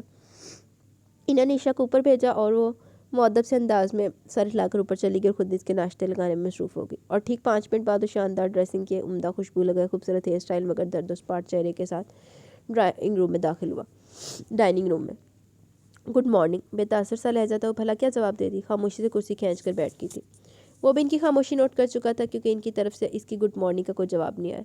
انہوں نے جوس کا جگ اور گلاسز کے سامنے رکھ دیا. وہ نہار منہ جوس پینے کا رہی تھا. آئی ایم سوری، اس نے گلاس اٹھاتے ہوئے سنجیدگی سے کہا، لیکن دادی بھی نے پھر بھی کوئی جواب نہیں دیا. خاموشی سے اپنے لیے کپ میں چائے ڈینے لگی. شاید رات میں کچھ زیادہ بول گیا تھا، مجھے اتنا نہیں بولنا چاہیے تھا. I am really sorry. وہ جوس پینے سے پہلے سر جھکایا، اس کی سے سنجیدگی سے معذرت کر رہا تھا، لیکن دادی بھی نے اس کی کوئی بات پر کانوں پر نہیں دھری اور جس پر وہ قدرے جھنجھلا گیا. دادی بھی، میں آپ سے مخاطب ہوں، میں سوری بول رہا ہوں آپ سے. اس نے گلاس ٹیبل پر پٹک دیا. مجھ سے کیوں مخاطب ہو اور کیوں سوری بول رہے ہو؟ کیا اہمیت ہے میری تمہاری نظروں میں؟ جیسے گھر کے باقی ملازم ہیں ویسے میں بھی ہوں، بس اتنا فرق ہے وہ کوارٹرز میں رہتے ہیں، میں تمہارے گھر کے بیڈ روم میں رہتی ہوں. تمہارا مجھ پر یہی احسان ہے کہ تم نے مجھے ایک کمرہ دے رکھا ہے، ورنہ روٹی پانی جوتی کپڑا تو باقی سب کو بھی مل رہا ہے. وہ بھی کام کرتے ہیں، میں بھی کام کرتی ہوں. جب ان کاموں سے ہٹ کے کوئی بات کرتی ہوں تو تمہیں ناگوار گزرتا ہے. آخر کو تم مالک ہو، کسی ملازم کی اپنی ذات میں مداخلت ناگوار تو گزرے گی نا. لیکن تم بے فکر ہو، آئندہ ایسا نہیں ہوگا. میں پوری کوشش کروں گی تمہارے کسی بھی معاملات میں کام میں مداخلت نہ کروں جو تمہیں ناگوار گزرے. انہوں نے غصہ ضبط کرتے ہوئے کہا اور رخ موڑ لیا. دادی بھی، آپ یہ مت کہو مجھے دادی بھی، میں صرف نام کی دادی بھی ہوں، ورنہ میری کیا اوقات ہے؟ خوب جانتی ہوں میں. تمہارے لیے وہی اہم تھی جس کے ہجر میں جوگی بنے پھیرے ہو. وہ گئی تو سب کچھ گیا، پوری دنیا ہی ختم ہوگی، اور جب تمہاری دنیا ختم ہوگی تو ہم کس کام کے؟ آج ان کی چپ اور برداشت کا پیمانہ لبریز ہو گیا، اس لیے جو منہ میں آیا کہتی چلی گئی اور افغان افروز ششدر سا بیٹھا ان کی صورت دیکھ رہا تھا۔ میں جیوں یا مروں، میری پرواہ مت کرنا، اور تم ہر ناجائز اور غلط کام کرو، گھر آؤ یا نہ آؤ، میں تمہاری پرواہ نہیں کروں گی، بھول جاؤں گی کہ میرا کوئی پوتا بھی ہے۔ بس زندگی کے دن پورے کرنے سو ہو ہی جائیں گے، تم خود مختار ہو، اپنی مرضی کے مالک ہو، جو چاہے کرو، میری طرف سے آزاد ہو۔ وہ اپنے اندر کا غبار نکال کر کرسی دھکیل کر کھڑی ہوئی اور اپنے کمرے میں چلی گئی۔ ناشتہ وہیں ادھورا پڑا رہ گیا۔ افغان نے خاموشی سے سر جھکا لیا۔ آج تک اس نے جو کچھ بھی کیا تھا، وہ جو بھی کچھ بھی ہوا تھا، وہ کبھی اس پر اس طرح خفا نہیں ہوئی تھی، کبھی غصہ نہیں کیا، کبھی مشتعل نہیں ہوئی، اور آج اگر وہ مشتعل و برہم تھی تو اس سے اندازہ ہوگا کہ آج واقعی کوئی ایسی چوٹ لگی ہے جس کا اثر ان کے دل پر ہوا، ورنہ وہ اپنے لاڈلے پوتے کو اس طرح ڈانٹتے کبھی ہو ہی نہیں سکتا تھا۔ اور اسی بات پر افغان افروز کو بھی یقین نہیں آ رہا تھا کہ دادی بھی نے اتنا غصہ اسی پر کیا، اور اگر کیا بھی تو یقیناً وہ خود بھی بہت بے چین اور اذیت میں ہوں گی۔ آخر اس نے ان کا دل کیوں دکھایا؟ اسے ایسا نہیں کرنا چاہیے تھا۔ یہ سوچتے سوچتے وہ خود بھی بے چین و مضطرب ہو کر ایک جھٹکے سے اٹھ کر وہاں سے نکل گیا، لمبے لمبے ڈگ پھرتا گاڑی تک اور گاڑی نکال کر لے گیا۔ تو دور فٹے منہ تیرا، جا خسمان کھا۔ مائدہ مائدہ، اماں اسے باہر سے آوازیں دیتی ہوئی اندر کمرے میں آئی۔ مائدہ، انہوں نے بہلا کر اس کے قریب آ کر اسے پکارا تو وہ چونک کر جیسے ہوش میں آئی۔ جی اماں، کیا بات ہے؟ وہ یک دم بستر پر لیٹی ان کی آواز سن کر اٹھ بیٹھی تھی۔ کہاں کھوئی رہتی ہوں؟ میں آوازیں دے دے کے تھک جاتی ہوں، وہ خفگی سے بولی۔ آوازیں دے دے کے تھک؟ پرواہ نہ کری کہ اتنا کی ہو رہا ہے؟ کہیں نہیں اماں، بس ایسے کسی سوچ میں تھی شاید۔ اس نے سر جھٹکتے ہوئے دوپٹہ اٹھا کر کندھوں پہ پھیلا لیا۔ ہر وقت کمرے میں کیوں بیٹھی رہتی ہو؟ ذرا سا کام کیا اور کمرے میں، ذرا سا کام کیا پھر کمرے میں، یہ کیا سلسلہ بنا رکھا تم نے؟ کل شیخ صاحب بھی یہی بات کہہ رہے تھے کہ مائدہ ہم لوگوں سے کھینچی کھینچی سی کیوں رہتی ہے۔ اماں اس کے قریب اس کے بستر پر بیٹھ گئی اور مائدہ کے چہرے کا رنگ سٹ پڑ گیا۔ ایسی تو کوئی بات نہیں اماں، کام ہی تو کر رہی ہوتی ہوں آپ کے سامنے۔ اس نے ان کی بات ڈالی۔ میں کاموں کی بات نہیں کر رہی، اکیلے بیٹھے رہنے کی بات کر رہی ہوں۔ ہمارے پاس بھی تو بیٹھ سکتی ہو، باتیں کر سکتی ہو، ہمیں بھی خوشی ہوگی۔ یا پھر یہ کہو کہ تم شیخ صاحب کو ابھی بھی غیر سمجھتی، انہیں باپ نہیں سمجھتی۔ ہیلو ستیلا باپ اور جڑا تے نظر آخدا دور فٹے حال تے ماں تے بھی دور فٹے منہ کہ جنہوں اینا نہیں پتا کہ میری اولاد نو کسے نظر نہ دیکھدا بڈھا۔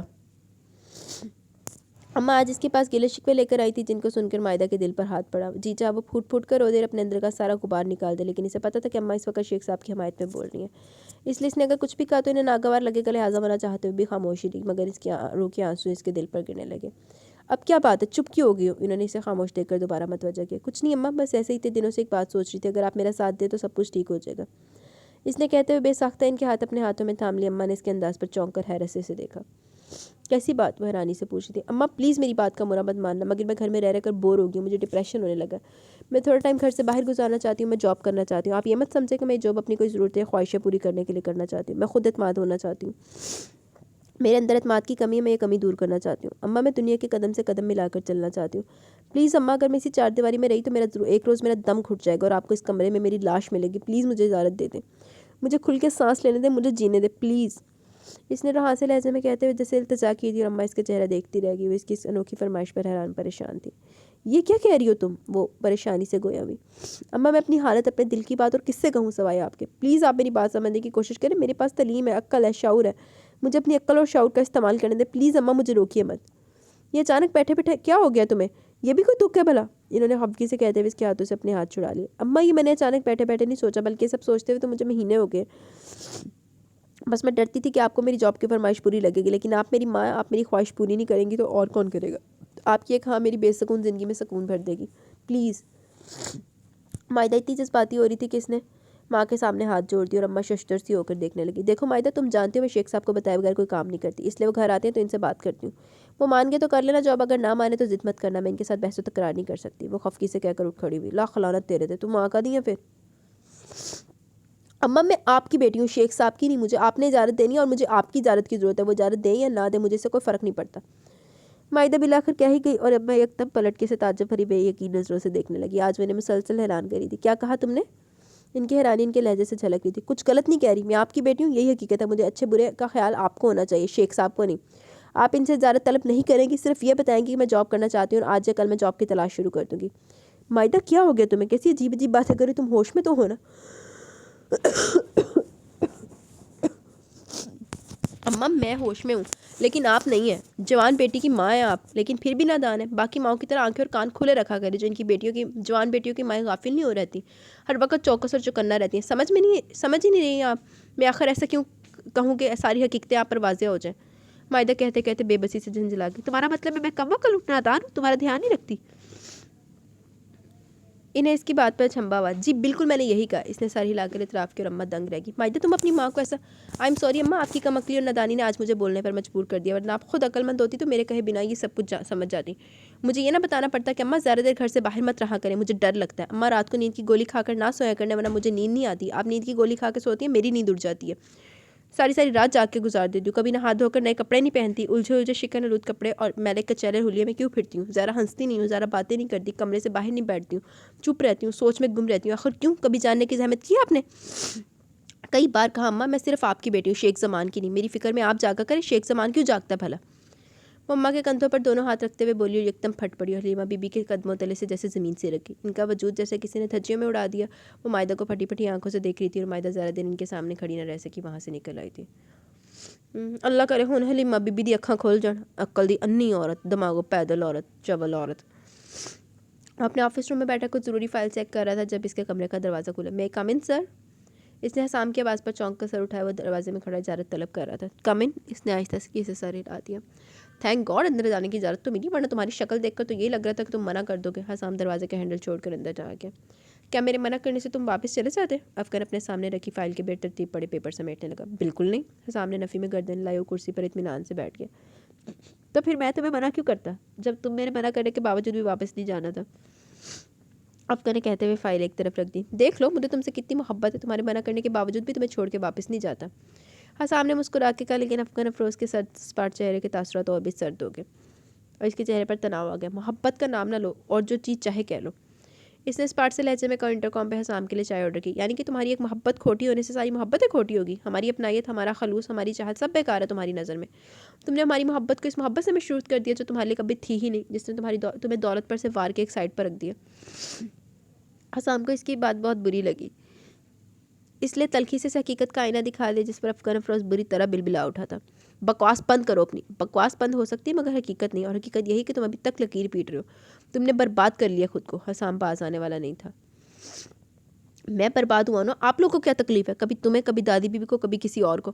وہ ایک دم چیخ اٹھا، اسے دادی بی کا صبح والا رویہ یاد ہے۔ اگر تمہیں یہ احساس ہو جائے نا کہ ہمیں کیا تکلیف ہے تو تم یہ سوال ہی نہ کرو، مگر افسوس تو اس بات کا کہ تمہیں احساس ہی نہیں ہو رہا۔ اس غلط فہمی مت لینا کہ تمہاری بربادی پر کسی اور کو بھی تکلیف ہوگی، ایسا ہرگز نہیں ہے۔ تمہاری بربادی پر اگر کسی کو تکلیف ہوتی ہے تو وہ صرف میں ہوں یا پھر دادی بھی، تیسرے کسی افراد کا سوچنا بھی مت۔ حسام طنز پہ اترا ہوا تھا، افغان افروز اس کی باتوں پہ خون کھول رہا تھا۔ اس موضوع میں آ کر اس کا بس نہیں چلتا تھا کہ لوگوں کی زبانیں کھینچ لے یا پھر ان کی گردنیں اڑا دے۔ اس معاملے میں بہت بے رحم اور شفاق ہو جاتا تھا۔ ایسے معاملے سے چھترا دی کمی سی، بس عزت دے پہ نا لوگ کی چڑی نہیں پئی، جس کو وہاں پہ پھینکے جدھر اس کو کوئی منہ نہ لگائے۔ ایک کڑی پیچھے دیکھو کدھر ذلیل ہو، پاگل ہویا پہ ایک کڑی پیچھے، کڑی نہ ہو گئی تے سوندا میرے منہ چو۔ افغان افروز کا سیل فون بجنے لگا۔ ہیلو، افراز اور انداز پارٹ تھا۔ صاحب میں رشید بات کر رہا ہوں اسپتال سے، بڑی بیگم صاحبہ کا ایکسیڈنٹ ہو گیا، بہت بری حالت میں ان کی، آپ جلدی سے آ جائیں صاحب۔ افغان افروز کے پیروں تلے سے زمین کھسک کے یوں لگا اس بلڈنگ کا ملبہ پورے کا پورا اس کے سر پر آ گرا۔ چل ہوں ٹھنڈ پائی ہوئے تینوں۔ دونوں آگے پیچھے تیز رفتاری سے دھڑ دھڑ سیڑھیاں اترتے پارکنگ میں پہنچے۔ دادی بھی کی تکلیف کا خیال اس کے لیے سہانے رو ثابت ہو رہا تھا اور اس کے اپنے جسم سے جیسے جان نکلی جا رہی تھی، اور یہ سوچ الگ کچوکے لگا رہی تھی کہ وہ اس کی رات کے رویے سے ناراض تھی اس سے۔ اگر ناراضگی میں نے کچھ ہو جاتا تو افغان کا دل ڈوبنے لگا۔ ہو ہی جاتا کچھ، تاکہ تیرے وغیرہ گاند کو تو جان چھوٹتی۔ پورے 24 گھنٹے ہو گئے تھے افغان اور حسام کو آئی سی یو کی طرف باہر انتظار کرتے ہوئے۔ اس نے آئی سی یو میں داخل ہوتے ڈاکٹر اظفر کو بازو سے پکڑ کے روک لیا۔ دیکھیے ڈاکٹر، میں آپ سے معذرت چاہتا ہوں، میں اور زیادہ انتظار نہیں کر سکتا۔ دادی بھی کی حالت آپ لوگوں کے کنٹرول سے باہر ہے تو آپ مجھے ابھی بتا دیں، میں انہیں اور کہیں شفٹ کرا لیتا ہوں۔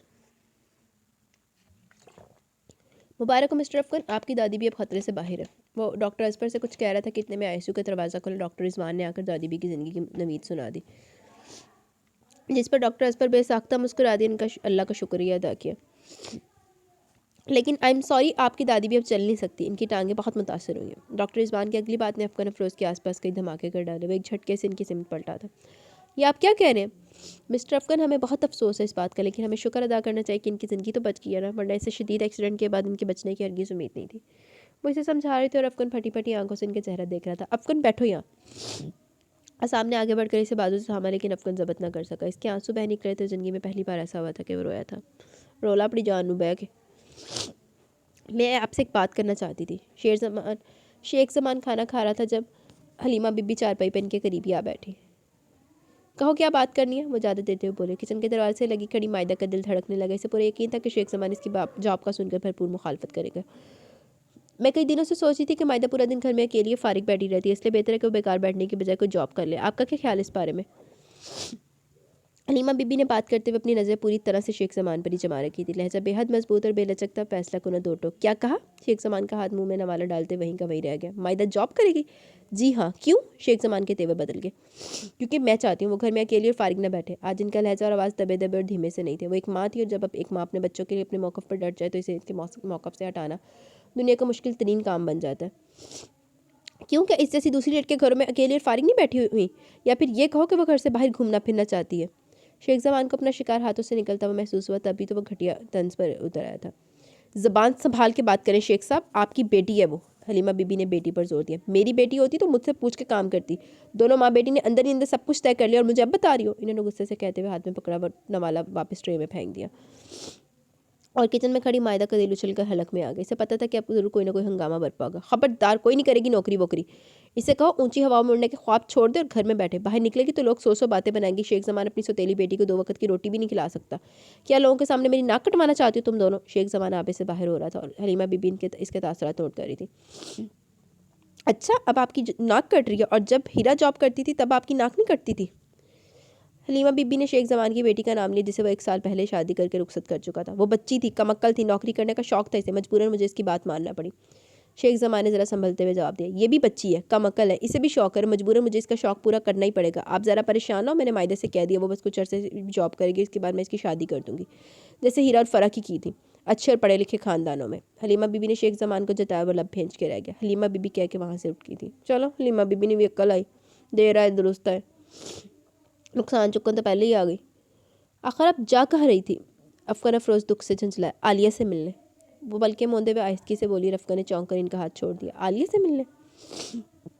افغان افروز کی آواز جیسے کسی کنویں سے سنائی دی، مگر کیوں؟ دادی پی کی بند پلکوں سے آنسو بہ رہے تھے اور افغان ششدر سا ان کے بوڑھے جھریوں زدہ چہرے کی سمت دیکھ رہا تھا۔ بھیک مانگنے جا رہی تھی تمہاری آزادی کی، اس سے کہنا تھا کہ میرے پوتے کو مزید برباد نہ کرو، خود چلی گئی ہو تو اپنی یادیں بھی لے جاؤ، کیوں چھوڑ گئی ہو برباد کرنے کے لیے، تاکہ وہ اپنی تمام عمر انہی یادوں میں تڑپ تڑپ کے جیتا رہے، اور میں اپنے پوتے کو دیکھ کر تڑپتی رہوں؟ مگر میں تو اس سے بھیک بھی نہیں مانگ سکی، میری ٹانگوں نے میرا ساتھ ہی نہیں دیا، میرے راستے میں روک لیا۔ لیکن کوئی بات نہیں، زندگی میں ایک بار اس کے سامنے ہاتھ جوڑ کے اپنے پوتے کی آزادی ضرور مانگوں گی، چاہے وہ کہیں بھی ملے۔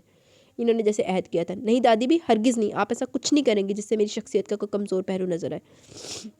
میں اس کے سحر میں نہیں، اس کے قہر میں کہہ دوں، اس نے کیا سوچ کر میرے ساتھ بے وفائی کی ہے؟ کیا میں کچھ نہیں تھا؟ میں پاگل ہوتا ہوں تو یہ صرف یہ سوچ کے کہ افغان افروز اتنا عرضہ تھا کہ وہ دولت کی چمک دمک میں اسے دیکھ ہی نہیں پائی، وہ دولت جسے محبت کرنے والے ہاتھوں کا میل کہہ کر ٹھکرا دیتے، اور عالیہ نے اسی ہاتھوں کے میل کو سینے سے لگا لیا۔ وہ اندر سے دکھی عورت تھا، جبھی تو دادی بھی سے سب کہہ رہا تھا۔ اگر وہ ہاتھوں کے میل کو سینے سے لگانے والی عورت تھی تو تم کیوں اسے سوچ کر اپنا خون جلاتے ہو؟ وہ ہاتھوں کا میل نہیں تھی دادی بھی، وہ میری ذات پہ لگا ایک گہرا دھبا تھی، وہ جب سے دور گئی ہے یہ دھبا اور بھی نمایاں ہو گیا، اور میں اس دھبے کی وجہ سے منہ چھپاتا پھر رہا ہوں۔ میں نے اپنی ذات پہ کھول چڑھا لیا تاکہ کسی کو بھی کچھ نظر نہ آئے، اور اس چھپنے کی کوشش میں افغان افروز خود کہاں گم ہو گیا وہ میں بھی نہیں جانتا۔ افغان افروز پس مردہ سے دادی بی کے سامنے بیٹھا تھا۔ عصر کا وقت ہو رہا تھا اور حلیمہ بی بی اپنے گھر کے صحن میں پریشان اور بے کل سی ٹہل رہی تھی۔ سارا دھیان مائدہ کی طرف لگا ہوا تھا۔ وہ صبح 9 بجے گھر سے نکلی تھی اور اس وقت شام ہو رہی تھی۔ نہ جانے سے کہیں نوکری ملی تھی یا نہیں، اپنی عزت محفوظ رکھنے کی خاطر نہ جانے کہاں دھکے کھاتی پھری تھی تاکہ وہ شیخ زمان کے خوف سے بچی رہے اور اس کی گندی و غلیظ نظروں سے اپنے آپ کو کچھ دیر دور رکھ سکے، اور اس کوشش میں صبح سے شام کر چکی تھی اور ابھی تک گھر نہیں آئی تھی۔ وہ برآمدے میں جھانک کر دیوار سے لگے کلاک سے ٹائم دیکھ رہی تھی جب دروازے پر اچانک دستک ہوئی، لیکن سامنے مائدہ کی بجائے ان کی ایک جاننے والی کھڑی تھی۔ کیسی ہو حلیمہ، اندر نہیں آنے دو گی؟ نسرین آپا اور حلیمہ بی بی کے آپس میں کافی اچھے تعلقات تھے، دونوں ایک دوسرے کو کافی قریب سے جانتی تھی اور ایک دوسرے کے حالات بھی سمجھتی تھی۔ ٹھیک ہو، آؤ اندر آؤ۔ وہ سامنے سے ہٹ گئی۔ کیا بات ہے حلیمہ، کچھ پریشان سی لگتی ہو؟ نسرین آپا پہلی نظر میں حلیمہ بی بی کے چہرے پر پریشانی بھاپ گئی۔ تم بیٹھو تو صحیح، میں پانی لے کر آتی ہوں۔ حلیمہ بی بی نے چائے پائی، وہ بٹھا کر باورچی خانے کی طرف بڑھی۔ ارے نہیں حلیمہ، پانی وانی کی کوئی ضرورت نہیں، میں افغان صاحب کے گھر میں ابھی پانی پی کر ہی آئی ہوں۔ بیگم صاحبہ کا ایکسیڈنٹ ہو گیا، جان تو بچ گئی لیکن چلنے پھرنے سے معذور ہو گیا۔ آج اسپتال سے گھر آئی ہیں، میں نے سوچا میں بھی جا کر ان کی عیادت کر رہا ہوں۔ جتنا عرصہ ان کے گھر کام کیا انہوں نے کبھی یہ محسوس نہیں ہونے دیا وہ مالک اور میں ملازم۔ انہوں نے ہمیشہ برابری کا سلوک کیا، اپنے ساتھ بٹھا کر کھانا کھلاتی تھی۔ آج ان کی تکلیف دیکھی نہیں گئی مجھ سے۔ آنکھوں میں آنسو آ گئے۔ اللہ اپنے بندوں کے لیے کیسے کیسے امتحان لیتا ہے۔ اوہ، انہوں نے گہری سانس کھینچی۔ حلیمہ بی بی جانتی تھی کہ نسرین نے افغان صاحب کے گھر میں کافی عرصہ کام کیا۔ اب تم بتاؤ کہ تمہیں کیا ہوا، تم کیوں پریشان ہو؟ ان کی توجہ دوبارہ حلیمہ بی بی کی طرف مبذول ہو چکی تھی۔ وہ میں دراصل مائدہ کے لیے پریشان تھی، وہ صبح سے نوکری کی تلاش میں نکلی ہوئی اور ابھی تک نہیں آئی۔ انہوں نے بلاخر بتا ہی دیا۔ مائدہ نوکری کی تلاش میں؟ نسرین آپا کو چمبا ہوا۔ جی وہ صبح سے شام تک گھر میں فارغ بیٹھی رہتی ہے، جب تک ہیرا کی شادی نہیں ہوئی تھی تب تک تو ٹھیک تھی، لیکن اب اکیلی اور فارغ رہ کر اکتا گئی ہے، اس لیے میں نے کہا کہ وہ کہیں نوکری کر لے۔ حلیمہ بی بی سب کو یہ باور کرا رہی تھی کہ مائدہ کو جاب کرنے کے لیے انہوں نے خود کہا ہے۔ مائدہ کے لیے جاب کے علاوہ بھی کچھ سوچا یا نہیں؟ نسرین آپا نے ان کے چہرے کو بغور دیکھتے ہوئے پوچھا۔ آپا اس وقت اصل مسئلہ اس کی جاب ہے، جاب مل جائے تو میں مطمئن ہو جاؤں گی اور سہولت سے اس کے لیے رشتہ تلاش کر سکوں گی، بلکہ اس کام میں بھی آپ کو میرا ساتھ دینا ہوگا۔ ارے ضرور ساتھ دوں گی، تم اس کام میں ہاتھ تو ڈالو، جوان بیٹی کو کب تک گھر میں بٹھا کے رکھو گی؟ نسرین آپا نے کافی اچھا اور مخلصانہ مشورہ دے دی۔ السلام علیکم اماں۔ اتنے میں کھلے دروازے سے مائدہ بھی اندر چلی آئی۔ حلیمہ بی بی نے چونک کر اسے دیکھا۔ ارے تم آ گئی، اتنی دیر کیوں لگا دی؟ اب تو دل ہولنے لگا تھا۔ حلیمہ بی بی فوراً اپنی جگہ سے کھڑی ہوگی۔ مجھے گھر سے باہر ڈر نہیں لگتا اماں، مائدہ اپنی چادر اتارتے ہوئے بولی، پھر نسرین کو دیکھ کر انہیں سلام کرتے ہوئے ان کے سمت جھکی، انہوں نے اس کے سر پر ہاتھ پھیرا۔ وعلیکم السلام، جیتی رہو، خوش رہو، کہیں نوکری ملی؟ وہ نرمی سے پوچھ رہی تھی۔ ارے خالہ آج کل نوکری کا ملنا بھی ایسے ہو گیا جیسے کسی ڈگری کا ملنا، جس کے لیے 4 سال محنت کرنا پڑتی ہے، صبح شام تھک کے کھانا پڑتا ہے، اپنا خون جلانا پڑتا ہے، بھوک اور دوسروں کی باتیں برداشت کرنا پڑتی ہے، میرا تو ابھی پہلا دن ہے۔ وہ تلخی سے سر جھٹکتے ہوئے بولی۔ تم پریشان نہ ہو، اللہ بہتر کرے گا۔ نسرین آپا کچھ سوچتے ہوئے اس کا سر تھپک کر کھڑی ہوگی، پھر دعا سلام کے بعد وہاں سے رخصت ہوگی۔ پیچھے وہ دونوں ماں بیٹی سوچ میں گم اور پریشان بیٹھی تھی۔ عشا افغان افروز ڈرائنگ روم میں کھڑا عشا کو آوازیں دے رہا تھا، لیکن وہ جانے کہاں غائب تھی۔ جی صاحب جی، وہ فوراً بھاگی آئی تھی۔ کہاں تھی تم؟ تمہیں پتہ بھی ہے کہ میں آفس میں لیٹ ہو رہا ہوں اور تم ابھی تک ناشتہ بھی نہیں لگایا؟ افغان اپنی کلائی پر بندی کھڑی دیکھتے ہوئے عشا پر غصہ نکال رہا تھا۔ سوری صاحب جی، میں بیگم صاحبہ کو ناشتہ کروا رہی تھی، میں نے سوچا آپ ابھی سو رہے ہیں اس لیے ناشتہ ذرا لیٹ بناؤں گی۔ اف تم بھی کمال کی چیز ہو۔ وہ اپنا غصہ ضبط کرتے ہوئے بریف کیس اٹھا کر باہر نکل گیا۔ اب یہاں کھڑے رہ کر ناشتہ تیار ہونے کا انتظار کرنا فضول تھا، اسے ٹھیک 10 بجے ایک میٹنگ کرنا تھی، اس لیے تیز قدم اٹھاتا اپنی گاڑی کی سمت بڑھ رہا تھا جب نسرین آپا کی آواز پہ اسے ٹھہرنا پڑا۔ سنیے صاحب جی۔ وہ بھی تیز قدم اٹھاتی ہوئی گاڑی کی دوسری طرف سے گھوم کر اس کے سامنے جی کہیے۔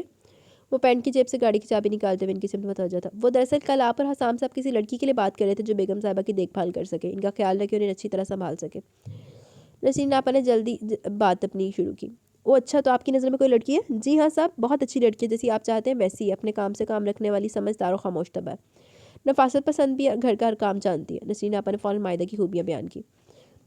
ٹھیک ہے، آپ اس لڑکی کو کل صبح 7 بجے بھیج دیجیے گا، میں اس سے مل لوں گا، مناسب لگی تو کل ہی سے کام پر رکھ لوں گا۔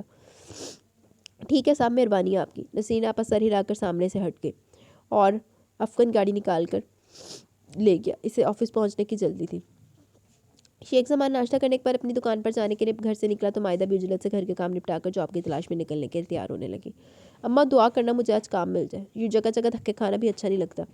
وہ اپنے بالوں کو سلجھا کر کیچر میں جکڑتے ہوئے بولی، دروازے میں کھڑی حلیمہ بی بی سے دیکھ رہی تھی۔ انشاءاللہ مل جائے گا کام، انہیں اپنے رب پہ پورا بھروسہ تھا، اس لیے یقین سے بولی۔ اتنے میں باہر کا دروازہ بجنے لگا۔ یہ صبح کون آ گیا؟ حلیمہ بی بی حیرانی سے کہتی ہوئی باہر آئی اور دروازہ کھول دیا۔ ارے نسرین! انہیں نسرین کو دیکھ کر اور بھی حیرانی اور تعجب ہوا۔ اتنی حیران کیوں ہو رہی ہو؟ کیا میں نہیں آ سکتی؟ ارے نہیں آپا، یہ بات نہیں، آپ اتنے دن ادھر کا چکر نہیں لگاتی اس لیے کہہ رہی ہوں، کیونکہ ابھی کل شام کو تو آپ آئی تھی اور میں سوچ رہی تھی کہ اب 1.5 مہینے بعد ہی آپ کی شکل دیکھنا نصیب ہوگی۔ وہ سامنے سے ہٹتے ہوئے بولی اور نسرین آپا اندر آ گئی۔ بس مائدہ کی وجہ سے کھینچی چلی آئی۔ کہاں ہے وہ؟ مائدہ کی وجہ سے کیا مطلب ہے آپ کا؟ خیر تو ہے؟ حلیمہ بی بی اب تو ذرا سی بات پر چوکنی ہو جاتی تھی۔ جی میں نے پوچھا ہے وہ بتاؤ نا۔ جی وہ اندر تیار ہوئی ہے۔ اچھا مائدہ کو بلاؤ، انہوں نے کہا اور برآمدے میں پیچھے تخت پر بیٹھ گئی۔ مائدہ، انہوں نے وہیں کھڑے کھڑے آواز دی۔ باہر آؤ، تمہاری خالہ آئی ہے، تم سے کوئی کام ہے شاید۔ جی ابھی آئی، وہ اندر سے بولی۔ السلام علیکم خالہ، خیریت؟ صبح کیسے راستہ بھول گئی؟ مائدہ نے آتے حیرانی ظاہر کی۔ ارے پگلی بیٹھ ادھر، کل شام سے تمہارے کام کے لیے سوچ رہی تھی، پھر صبح ہوتے تمہارے کام کی تلاش میں نکل کھڑی ہوئی۔ میرے کام کے لیے؟ ہاں تمہارے کام کے لیے۔ اب تم بتاؤ کہ تمہارے لیے کام کرنا ضروری ہے یا پھر؟ میرے لیے کام کرنا ضروری ہے، چاہے کام کوئی بھی ہو۔ مائدہ درمیان میں بول پڑی، اس کا لہجہ اور انداز بے حد سنجیدہ تھے۔ افغان صاحب کی دادی بھی کی دیکھ بھال کرو گی؟ انہوں نے سنجیدگی سے سوال کیا۔ یہ کیسا کام ہے؟ مائدہ کو چھمبا ہوا۔ ارے بیٹا، ایسے کام ہزاروں مجبور اور ضرورت مند لڑکیاں کرتی ہیں، اتنا بڑا گھر ہے ان کا، بیگم صاحبہ بالکل اکیلی ہوتی ہیں، افغان صاحب صبح آفس کے لیے نکلتے ہیں اور شام کو واپس آتے ہیں، بلکہ یوں کہو کہ رات کو واپس آتے ہیں۔ گھر میں چوکیدار، مالی، ڈرائیور اور ایک ملازمہ بھی ہے، لیکن وہ بیچاری اکیلی بیگم صاحبہ کو اور گھر کو نہیں سنبھال سکتی، اس لیے افغان صاحب چاہتے ہیں کہ کوئی اچھی اور سمجھدار لڑکی ملے تو اسے بیگم صاحبہ کی دیکھ بھال اور تیمارداری پر مأمور کر دیں۔ وہ تو خود بڑی حشاش پشاش اور چاقو چوبند خاتون تھی، لیکن اس نامراد ایکسیڈنٹ نے انہیں بستر سے لگا دیا۔ بڑی نفاست پسند طبیعت کی ہیں، اس لیے وہ چاہتے ہیں کہ کوئی سلیقہ مند لڑکی ملے اور تنخواہ بھی اچھی دیں گے۔ تو کیا وہ مجھے کام پر رکھ لیں گے؟ مائدہ نے جیسے یقین چاہا۔ ہاں کیوں نہیں رکھیں گے بھلا، میں ابھی ان سے ہی بات کر کے آئی ہوں، وہ آفس کے لیے نکل رہے تھے، میں نے تمہارے لیے بات کی تو کہنے لگے کل صبح 7 بجے بھیج دینا، تم جا کر ان سے مل لینا اور ساتھ یہ بھی بتا دینا کہ میں نے تمہیں بھیجا ہے۔ انہوں نے مائدہ کو تفصیل سے سمجھایا۔ سچ خالہ مجھے کام مل جائے گا نا؟ مائدہ نے ان کے ہاتھ تھام لیے، اس کی خوشی کا کوئی ٹھکانے نہیں تھا۔ وہ اس گھر کی چار دیواری سے چند گھنٹوں کے لیے آزاد ہو رہی تھی، اس کا مقصد یہاں سے نکلنا تھا، ورنہ اسے کام سے کوئی غرض نہیں تھی۔ شیخ زمان کی نظروں سے چھپنا چاہتی تھی، اور یوں بھی اس کی تعلیم زیادہ نہ تھی، اسے کسی بڑے دفتر میں مشکل سے ملازمت ملتی۔ ہاں مل جائے گا پگلی، انہوں نے اس بات میں سر لا اور مائدہ بے ساختہ ان کے گلے لگ گئی۔ وہ صبح فجر کے وقت بیدار ہوئی، وضو کر کے نماز پڑھنے کھڑی ہو گئی۔ وہ نماز پڑھ کے دعا مانگ رہی تھی جب اس کے کمرے کا دروازہ ہلکی سی آہٹ سے کھلا اور بھاری قدموں کی جاپ سنائی دی۔ مائدہ نے اپنی بند آنکھیں کھولتے ہوئے ایک دم گردن موڑ کر اپنے پیچھے دیکھا تو ایک سنسنی سی پورے جسم میں سرایت کر گئی۔ اس کے لب دعا کرنا بھول کے وہ شیطان اس کے قریب آ چکا تھا۔ آہ! تکلیف کے مارے اس کے منہ سے ایک شدید قسم کی آہ نکلی۔ اسے جائے نماز سے بالوں سے پکڑ کے اٹھایا، اسے خونخوار نظروں سے دیکھا۔ تم کیا سمجھتی ہو کس طرح نوکری کر کے اور گھر سے دور باہر رہ کر تم مجھ سے بچ جاؤ گی، یا پھر وہ تمہاری بے وقوف ماں تمہیں مجھ سے بچا لے گی؟ بھول ہے تم دونوں ماں بیٹی کی کہ تمہارے لڑک پن سے لے کر تمہاری جوانی تک تم پر میرا جتنا بھی خرچ ہوا وہ ایک بار تم سے وصول کر کے ہی رہوں گا۔ بس انتظار کرو کہ ہوتا کب ہے۔ اور ہاں، اب اگر اپنی ماں کو کچھ بتایا تو یاد رکھنا کھڑے کھڑے سے طلاق دے کر گھر سے باہر کر دوں گا میں۔ اگر اسے برداشت کرو تو صرف تمہاری وجہ سے۔ نوکری کرو بے شک کرو، لیکن مجھ سے بچنے کے خواب مت دیکھو، ورنہ آنکھیں نکال لوں گا، سمجھی تم؟ اس نے ایک جھٹکے سے اس کے بال چھوڑے۔ وہ کافی غیر متوازن قدموں سے کوئی کھڑی تھی، سیدھی جائے نماز پر عین سجدے کی جگہ سے آ گری۔ اس کا سر زور سے زمین پر ٹکرایا، وہ چکرا گئی۔ اس نے اپنے چکراتے سر کو تھاما اور وہیں جائے نماز پر بیٹھی اپنے گھٹنوں میں منہ دیے پھوٹ پھوٹ کر رو پڑی۔ اے اللہ، اگر مجھ سے کوئی غلطی کوئی گناہ ہو گیا تو مجھے معاف کر دے، مجھے شیطان سے بچا لے میرے اللہ۔ میری عزت و ناموس کی حفاظت تیرے ذمہ ہے، میرا دامن داغ سے بچانا، بے شک تو اپنے بندوں کو اس کی برداشت سے زیادہ نہیں آزماتا۔ وہ گھٹنوں میں منہ چھپائے کافی بلند آواز میں روتے ہوئے اپنے رب کے آگے فریاد کرتی، اور شیخ زمان جیسا شیطان یہ نہیں جانتا تھا یہ وقت قبولیت کا وقت ہوتا ہے۔ کیا بات ہے مائدہ، تم روتی رہی ہو؟ حلیمہ بی بی اس کی سوجی ہوئی متورم آنکھیں دیکھتے ہوئے بھانپ گئی کہ وہ روئی ہے۔ نہیں، اس نے سختی سے انکار کر دیا۔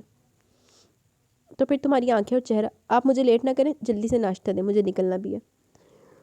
وہ ٹائم دیکھتے ہوئے عجلت کا مظاہرہ کرتے ہوئے بولی۔ اکیلی چلی جاؤ گی افغان صاحب کے گھر؟ ظاہر ہے، کام میں نے اکیلے کرنا تو میں نے اکیلے ہی جانا نا۔ وہ لاپرواہی سے کہتی ہوئی ان کی بات ٹال گئی۔ اس نے جلدی جلدی 2-4 لقمے زہر مار کے اور حلیمہ بی بی کو اللہ حافظ کہتے ہوئے باہر نکل گئی۔ شیخ زمان اس کو سولی پر لٹکا کر مدد سے سو رہا تھا۔ مائندہ شخص گھر کے وسیع اور عریض احاطے کو حیران اور مرعوب نظروں سے دیکھتی ہوئی گیٹ کے قریب آئی اور بیل بجا دی۔ اگلے 5 سیکنڈ میں اندر سے چوکیدار نمودار ہوا۔ جی فرمائیے، کس سے ملنا ہے؟ جی وہ افغان افروز صاحب سے ملنا ہے۔ مائدہ نے اپنا اعتماد بحال رکھنے کی کوشش کی۔ کس سلسلے میں ملنا ہے آپ نے؟ چوکیدار پوری معلومات چاہ رہا تھا۔ وہ دراصل انہیں بیگم صاحبہ کے لیے کسی اچھا میں سمجھ گیا، آپ نسرین آپا کی طرف سے آئی ہیں۔ چوکیدار کو بھی شاید پہلے سے پتا تھا۔ جی مجھے نسرین خالہ نہیں بھیجا ہے، اس نے اس بات میں سر لایا۔ آئیے اندر آئیے، صاحب بھی آپ کا انتظار کر رہے تھے۔ چوکیدار اسے اندر آنے کے لیے راستہ دیتے ہوئے خود پیچھے ہٹ گیا۔ وہ اندر آئی، چوکیدار کی میت میں چلتی ہوئی اندر پہنچی اس آدمی کو دیکھتی رہ گئی۔ تولیے سے بال رگڑتا ہوا انہیں کی سمت سے پلٹا تھا۔ صاحب، چوکیدار نے کافی دھیمے اور مؤدب لہجے میں پکارا۔ افغان نے تولیے والا ہاتھ روکتے ہوئے چوکیدار کی سمت دیکھا، لیکن اس کے ساتھ ایک اجنبی لڑکی کو دیکھ کر چونک گیا۔ صاحب، نسرین آپا نے بیگم صاحبہ کے لیے بھیجا انہیں، چوکیدار نے تعارف کروایا۔ او اچھا، ڈرائنگ روم میں بٹھاؤ انہیں، میں 10 منٹ میں آ رہا ہوں۔ افغان کا لب لہجہ نپا تلا سا تھا۔ اس نے ٹیبل پر رکھا جوس کا گلاس اٹھا کے منہ سے لگا لیا۔ مائدہ افغان افروز کو دیکھتے ہوئے چوکیدار کے ساتھ واپس پلٹ گئی اور اسے ڈرائنگ روم میں بٹھا کر چلا گیا۔ وہ ڈرائنگ روم کا جائزہ لے رہی تھی۔ افغان افروز نے ڈرائنگ روم میں قدم رکھتے گلا کھنکار کے اسے متوجہ کیا تو یکدم گڑبڑا کے صوفے سے اٹھ کھڑی ہوئی۔ السلام علیکم، اسے اچانک سلام کرنے کا خیال ہے۔ وعلیکم السلام، بیٹھیے۔ افغان نے اسے دوبارہ بیٹھنے کا اشارہ کیا اور خود بھی اس کے مقابلے والے صوفے پر بیٹھ گیا۔ کیا نام ہے آپ کا؟ مائدہ امین۔ آپ کو پتہ ہے کہ آپ کو یہاں کس کام کے لیے بھیجا گیا؟ جی بڑی بیگم صاحبہ کی دیکھ بھال کے لیے، اس نے آہستگی سے سر ہلاتے ہوئے جواب دیا۔ تو کیا آپ دادی بی کی دیکھ بھال کر سکیں گی؟ وہ اپنے مطلب کے 2 ٹوک سوال پوچھ رہا تھا۔ جی کیوں نہیں، اس لیے تو آئی ہوں۔ مائدہ کا رفتہ رفتہ اعتماد بحال ہو رہا تھا۔ آپ جانتی کسی کی دیکھ بھال کی ذمہ داری اٹھانا آسان کام نہیں ہے۔ کسی کو اپنا سمجھ کر یہ ذمہ داری اٹھا لیں تو ذرا بھی مشکل نہیں لگتی، لیکن اگر محض کام سمجھ کر ذمہ داری نبھائی جائے تو واقعی بہت مشکل لگتی ہے۔ مائدہ نے ٹھہرے ہوئے لہجے میں جواب دیا۔ تو آپ کیا سمجھ کر یہ ذمہ داری نبھائیں گی؟ افغان نے مائدہ کے چہرے کی سمت دیکھتے ہوئے پوچھا، نظریں کافی گہری تھی۔ میں ان کو اپنا سمجھ کر ذمہ داری نبھاؤں گی۔ کیوں؟ آپ کا ان کے ساتھ ایسا کیا ریلیشن ہے کہ آپ انہیں اپنا سمجھ کر ذمہ داری نبھائیں گی؟ افغان کا لہجہ اور انداز تیکھا ہو گیا۔ دیکھیے سر، میرا انسانیت کا رشتہ ہے۔ آپ مجھے تنخواہ کے نام پر کچھ بھی نہ دیں، میں تب بھی آپ ان کی دیکھ بھال کے لیے آ سکتی ہوں، کیونکہ اس وقت بے بسی اور معذوری کے دور سے گزر رہی ہے۔ انہیں کسی انسان کے سہارے کی ضرورت ہے اور مجھے خوشی ہے کہ ان کی خدمت کے لیے اللہ نے مجھے منتخب کیا، مجھے اور کچھ نہیں چاہیے۔ حیرت ہو رہی ہے آپ کی بات پر؟ افغان نے اپنی حیرت کا برملا اظہار کیا۔ حیرت کس بات پہ آپ کو؟ آپ کے انسانیت بھرے لیکچر پر، کیونکہ عورت اپنے مفاد کے بغیر کوئی کام نہیں کرتی۔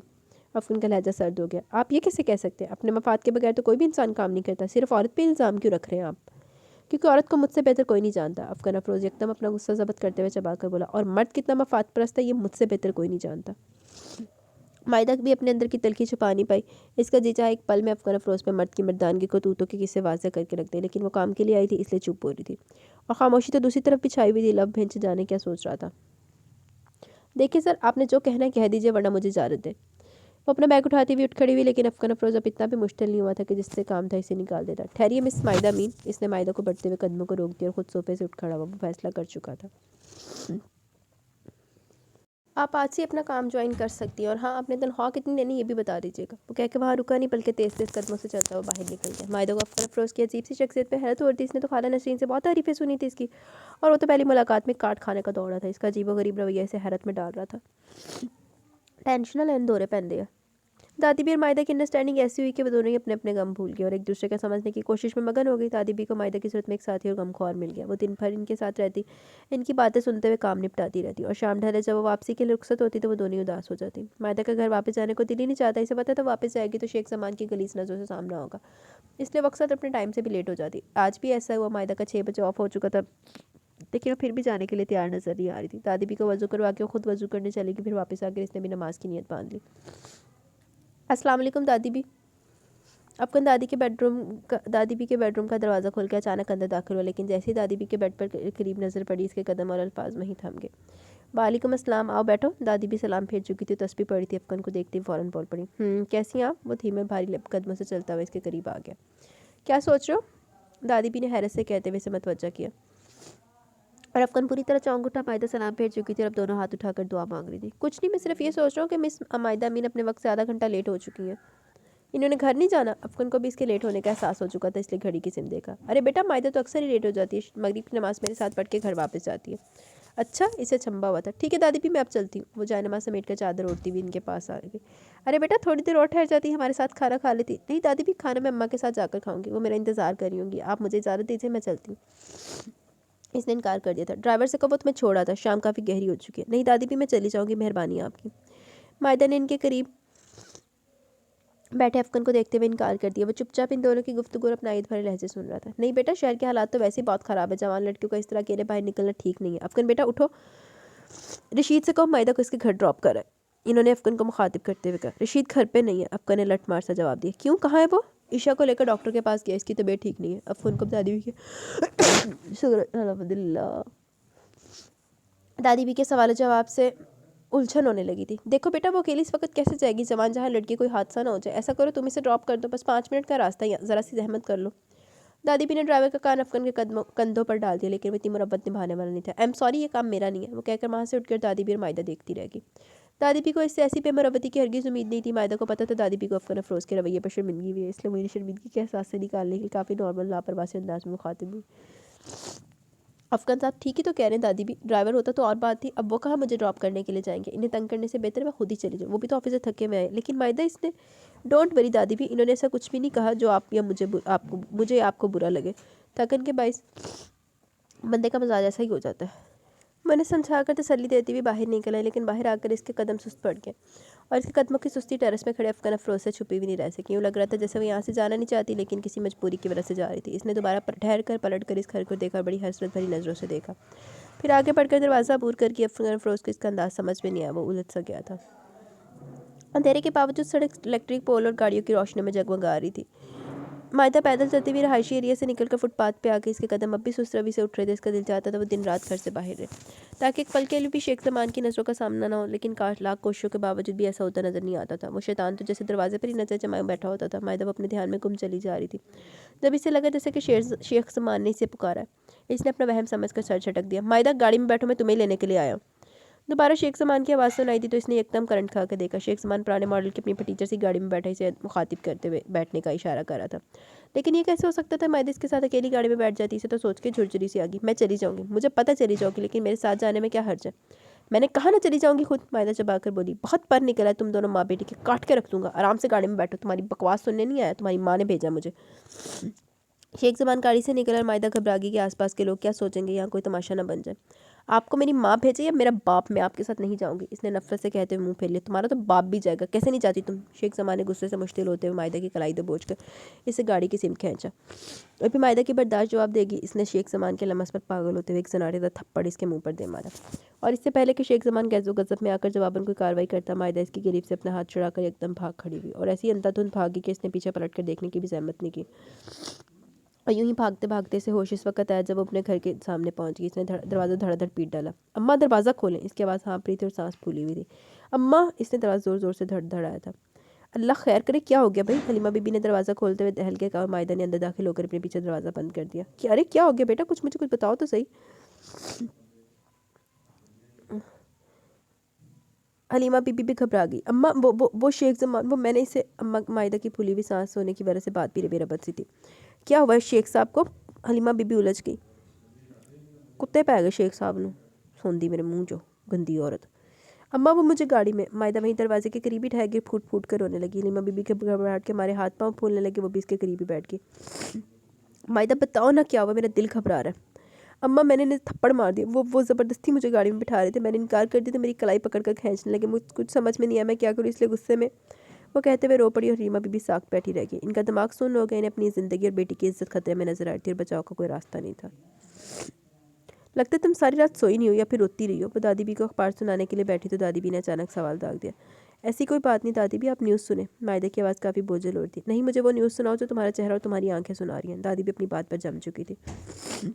میرے پاس کچھ اچھا نہیں ہے سنانے کے لیے۔ مائدہ کا سر جھک گیا۔ اچھا تو اس اخبار میں بھی نہیں ہے جو تم مجھے سنانے کے لیے بیٹھی ہو۔ ہاں تو یہی سمجھ لے کہ میری نیوز آپ کو اس اخبار کی کسی سرخی میں مل جائے گی۔ روز کسی نہ کسی لڑکی کے ساتھ کچھ نہ کچھ ہوتا رہتا ہے، کسی لڑکی کے ساتھ بہنوئی زیادتی کر ڈالتا ہے، کسی لڑکی سے سوتیلے باپ کی بری نظر ہوتی ہے، کوئی اجتماعی زیادتی کا شکار ہو جاتی ہے، کسی کو اغوا کر لی جاتا ہے، اور کسی کو۔ مائدہ، دادی بھی سے درمیان میں روک چکی تھی، وہ بلا کی ذہین تھی، انہیں نیوز سمجھ آ چکی تھی۔ دادی بھی سب کچھ سمجھ چکی تھی۔ مائدہ ان کے قدموں میں آ بیٹھی، ان کے گھٹنے پر سرک کے تڑپ تڑپ گئی تھی۔ میرے اماں ابا نے اپنی پسند سے شادی کی، اس لیے خاندان میں کسی نے بھی ان کا ساتھ نہیں دیا۔ وہ دونوں اکیلے رہتے تھے، لیکن میری پیدائش کے 8 سال بعد ابا کی وفات ہوگی اور اماں اکیلی رہ گئی۔ 3 سال وہ ادھر ادھر کرائے کے مکانوں میں دھکے کھاتی رہی، لیکن ایک بیٹی کے ساتھ وہ کب تک خوار ہو سکتی تھی؟ انہوں نے کسی سہارے اور سر پر چھت کی ضرورت تھی، اس لیے انہوں نے اپنے آپ کو اور اپنی بیٹی کو محفوظ کرنے کے لیے شیخ زمان سے شادی کر لی۔ شیخ زمان کی اپنی بھی 2 بیٹیاں تھیں جنہیں اماں نے ہمیشہ مجھ سے بڑھ کر زیادہ پیار کیا۔ جب تک وہ رہی سب ٹھیک تھا۔ جیسے ہی ان کی شادی ہوئی، شیخ زمان کی نظریں گلیز سے گلیز تر ہوتی گئی۔ راتوں کو اماں کو دوا کھا کر سو رہی ہوتی تو شیخ زمان میرے کمرے کا دروازہ کھولنے کی کوششوں میں لگ جاتا۔ اماں گھر سے باہر نکلتی تو وہ تنہائی ڈھونڈنے لگ جاتا، اور میں اپنی عزت چھپا چھپا کر ہلکان ہو جاتی ہوں۔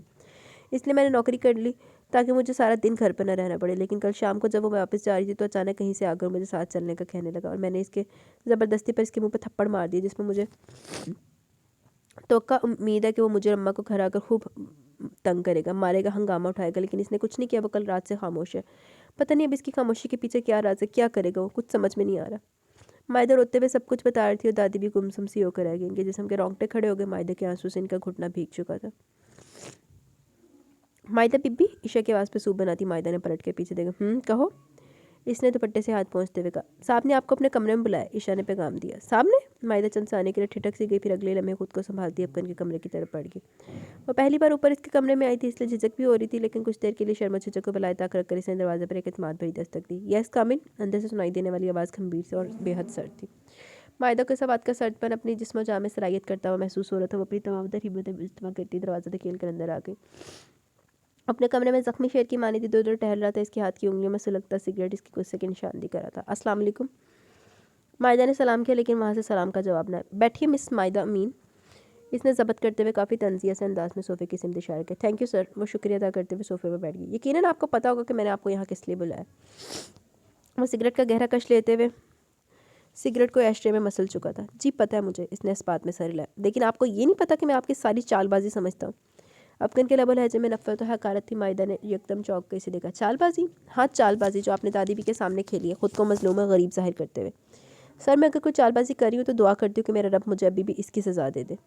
اور دادی بی کے سامنے میں نے صرف اپنی زندگی کی کتاب کھول کے رکھی ہے۔ اب اس کتاب کو پڑھ کے ان کے دل میں کیا خیال آیا اور کیوں آیا، اس کے بارے میں میں کیا کہہ سکتی ہوں؟ اس میں میرا کیا قصور ہے؟ آپ کو یہ سب منظور نہیں تو انکار کر دیجیے۔ آپ کسی کے پابندیاں محتاج تو نہیں ہے نا؟ محتاج تو مجھ جیسے اور دادی بی جیسے لوگ ہوتے ہیں، جسے کسی کے آسرے اور سہارے پر جیو رہے ہوتے ہیں۔ مائدہ کا لہجہ بے بسی لیے ہوا تھا۔ مس مائدہ امین، میں ایموشنل بلیک میل ہونے والا آدمی نہیں ہوں۔ مجھے زندگی میں صرف ایک عورت نے بلیک میل کیا اور اس کے بعد دوبارہ نہیں ہو سکتا، وہ ایک دم گرا کے بولا۔ تو آپ کیوں ہو رہے ہیں ایموشنل؟ آپ نے جو بھی کام کرنا ہے ٹھنڈے دل و دماغ سے کریں۔ میں ٹھنڈے دل و دماغ سے کیسے کر سکتا ہوں سب، جبکہ دادی بھی آپ کے حق میں بول رہی ہیں؟ ان کی بات ٹالنا کون سا مشکل ہے آپ کے لیے؟ مائدہ کے اطمینان سے کہنے پر وار بھی مشتعل ہو گئے۔ اس نے صوفے کے ہتھے پر ہاتھ جما کر مائدہ کے سینے چھونکتے ہوئے اسے خونخوار نظروں سے دیکھا۔ مس مائدہ مین، مجھ سے شادی کرنے کے بعد اپنی عورت ہونے کا ہر روز تاوان بھرو گی تم، ہر روز اذیت دوں گا، ہر روز تڑپو گی، مجھ سے بھاگنے کی کوششیں کرو گی اور میں تمہیں بھاگنے نہیں دوں گا۔ وہ ایک ایک لفظ چبا چبا کر ادا کر رہا تھا اور مائدہ کے چہرے پر ایک بے بس سی مسکراہٹ ابھر کر معدوم ہو گئی۔ مجھے منظور ہے سر۔ اسے سب کچھ سہنے اور برداشت کرنے کے لیے رضامندی دے دی اور افغان افروز اس کے اس فیصلے پر جیسے یکدم چپ سا ہو گیا۔ مائدہ کے سنہری رنگت والے چہرے کو بغور دیکھتے ہوئے اس نے گہری سانس کھینچی اور سیدھے ہوتے ہوئے پیچھے ہٹ کے، ٹھیک ہے آپ نکاح کی تیاری کریں۔ افغان نے بھی اپنا فیصلہ سنا دیا۔ جب تک دادی بھی ٹھیک تھی افغان اپنی منمانی کرتا آیا تھا، لیکن جب سے وہ ایکسیڈنٹ کے بعد معذوری کا شکار ہوئی تھی افغان نے انہیں پریشان کرنا چھوڑ دیا تھا۔ وہ ان کی بات نہیں ٹالتا تھا، دادی بھی نے اس کی اسی سعادت مندی کا فائدہ اٹھا لیا۔ انہوں نے افغان کے لیے مائدہ کا انتخاب کر لیا۔ افغان راضی نہیں تھا، مگر مائدہ جسے ایک گھر، ایک صاحبان، ایک پناہ مل رہی تھی، وہ انکار کیسے کرتی اور کیسے پیچھے ہٹتی؟ افغان افروز جو بھی تھا، جیسا بھی تھا، اسے قبول تھا کیونکہ وہ اسے اپنا نام دے رہا تھا، شیخ زمانے سے پناہ دے رہا تھا، چاہے غصے میں اسے کم از کم اپنا تو رہا تھا نا۔ تھینک یو، وہ کہہ کر باہر نکل گئی۔ مائدہ کیا کہا افغان نے؟ دادی بھی کو عائشہ نے بتا دیا کہ مائدہ افغان صاحب کے کمرے میں گئی ہے، اس لیے وہ اسی کے انتظار میں تھی۔ کہتے ہیں نکاح کی تیاری کرے۔ مائدہ بے حد آہستگی سے بولی۔ ارے سچ؟ خوشی کے مارے ان کا چہرہ کھل اٹھا تھا اور مائدہ ان کے قریب بیٹھتے ہوئے ان کے کندھے سے لگ گئی۔ حلیمہ بی بی نے فرح اور ہیرا دونوں کو فون کر کے بلا لیا۔ ان کے شوہر اور بچے بھی ساتھ آئے تھے۔ وہ سبھی مائدہ کے نکاح پر بہت خوش تھے اور اپنی خوشی کا اظہار بھی کر رہے تھے، البتہ شیخ زمان سب کے درمیان موجود ہوتے ہوئے بھی چپ اور گردن جھکائے بیٹھا تھا۔ شیخ صاحب آپ کی چپ ہے؟ آپ کی بیٹی رخصت ہو رہی ہے، کچھ تو بولیے۔ ہیرا کا شوہر وسیم احمد ان کے کندھے پر ہاتھ رکھتے بڑی اپنائیت اور لگاوٹ سے بولے، جس پر شیخ زمانے سے محض ایک نظر نیدا وہ چہرہ دوسری سمت پھیرا۔ آپ کی طبیعت خراب ہے تو آپ کو ڈاکٹر کے پاس لے چلتے ہیں۔ وہ انہیں بولنے پر اکسا رہا تھا۔ میری طبیعت ٹھیک ہے، تم لوگ جو کر رہے ہو کرتے رہو۔ شیخ زمان نے وسیم احمد کا ہاتھ اپنے کندھے سے جھٹک دیا۔ ارے شیخ صاحب آپ تو غصہ ہی کر گئے، حالانکہ آپ جانتے ہیں کہ آپ غصہ کریں گے تو آپ کی بیٹیوں کی زندگی پر اثر پڑے گا، ایک نہیں دو بیٹیوں کی زندگی خراب ہوگی، طلاق کا ٹکا سجا کر گھر آ گئی تو کیا جواب دیں گے لوگوں کو؟ وسیم احمد غصے سے چبا کر بولا۔ اور شیخ زمان ایک بار پھر چپ ہو گئے۔ دلہن بنی مائدہ مین کو تو یہ خبر ہی نہیں تھی کہ وسیم احمد اس کے لیے فرشتہ ثابت ہوا ہے۔ اس روز جب وہ شیخ زمان کو تھپڑ مار کے بھاگی تھی، وسیم احمد بھی وہیں کھڑا یہ سب تماشا دیکھ رہا تھا۔ شیخ زمان نے مائدہ کے پیچھے بھاگنے کی اور اسے پکڑنے کی کوشش کی، لیکن اسے وسیم احمد نے قمیص کے کالر سے پکڑ کر دبوچ لیا۔ وہ ساری صورتحال سمجھ چکا تھا، اسے بھی اندازہ تھا کہ مائدہ کو یہ تھپڑ مہنگا بھی پڑ سکتا ہے، اس لیے اس نے شیخ زمان کی شیطانیت کے سامنے اس کی بیٹی کو لا کھڑا کیا۔ سوتیلی بیٹی کو بچانے کے لیے اس کی سگی بیٹی کی دھمکی دی کہ اگر اس نے دوبارہ مائدہ پر بری نظر ڈالی یا اسے تنگ کیا یا حلیمہ بی بی کو کچھ کہا تو وہ ہیرا کو طلاق دے کر کھج بھیج سکتا، اور جب باپ کے کرتوت سامنے آئیں گے تو فرح کے سسرال والے بھی اسے باہر نکال دیں گے۔ اور یہی وجہ تھی کہ اس روز سے لے کر آج تک شیخ زمان خاموشی کی بکل مارے پھر رہا تھا۔ صحیح ہے نا، بغیرتا تو نال ہی خوشی ہوندا۔ کب افغان کا رشتہ ہے، کب رشتہ طے ہوا، کب شادی کا دن سر پر آ پہنچے، اس چیز سے کوئی دلچسپی نہیں تھی، اور نہ ہی اس نے کسی کام میں مداخلت کی۔ اللہ کا احسان تھا کہ سب کچھ بخیر و عافیت انجام پا گیا، جس پر حلیمہ بی بی اور مائدہ بھی اندر ہی اندر حیران اور بے یقین ہو رہی تھی، مگر ساتھ ساتھ اللہ کا شکر بھی ادا کر رہی تھی کہ جس نے انہیں سرخرو کر دیا تھا اور وہ باعزت طریقے سے اپنے گھر کو رخصت ہو گئی تھی۔ وسیم احمد کی دھمکی کچھ کم نہیں تھی۔ شیخ زمان اپنی ہوس اور نفس کی آگ میں اپنی بیٹیوں کی زندگی برباد نہیں کر سکتا تھا، اس لیے بے بس ہو کر ہاتھ ملتا رہ گیا۔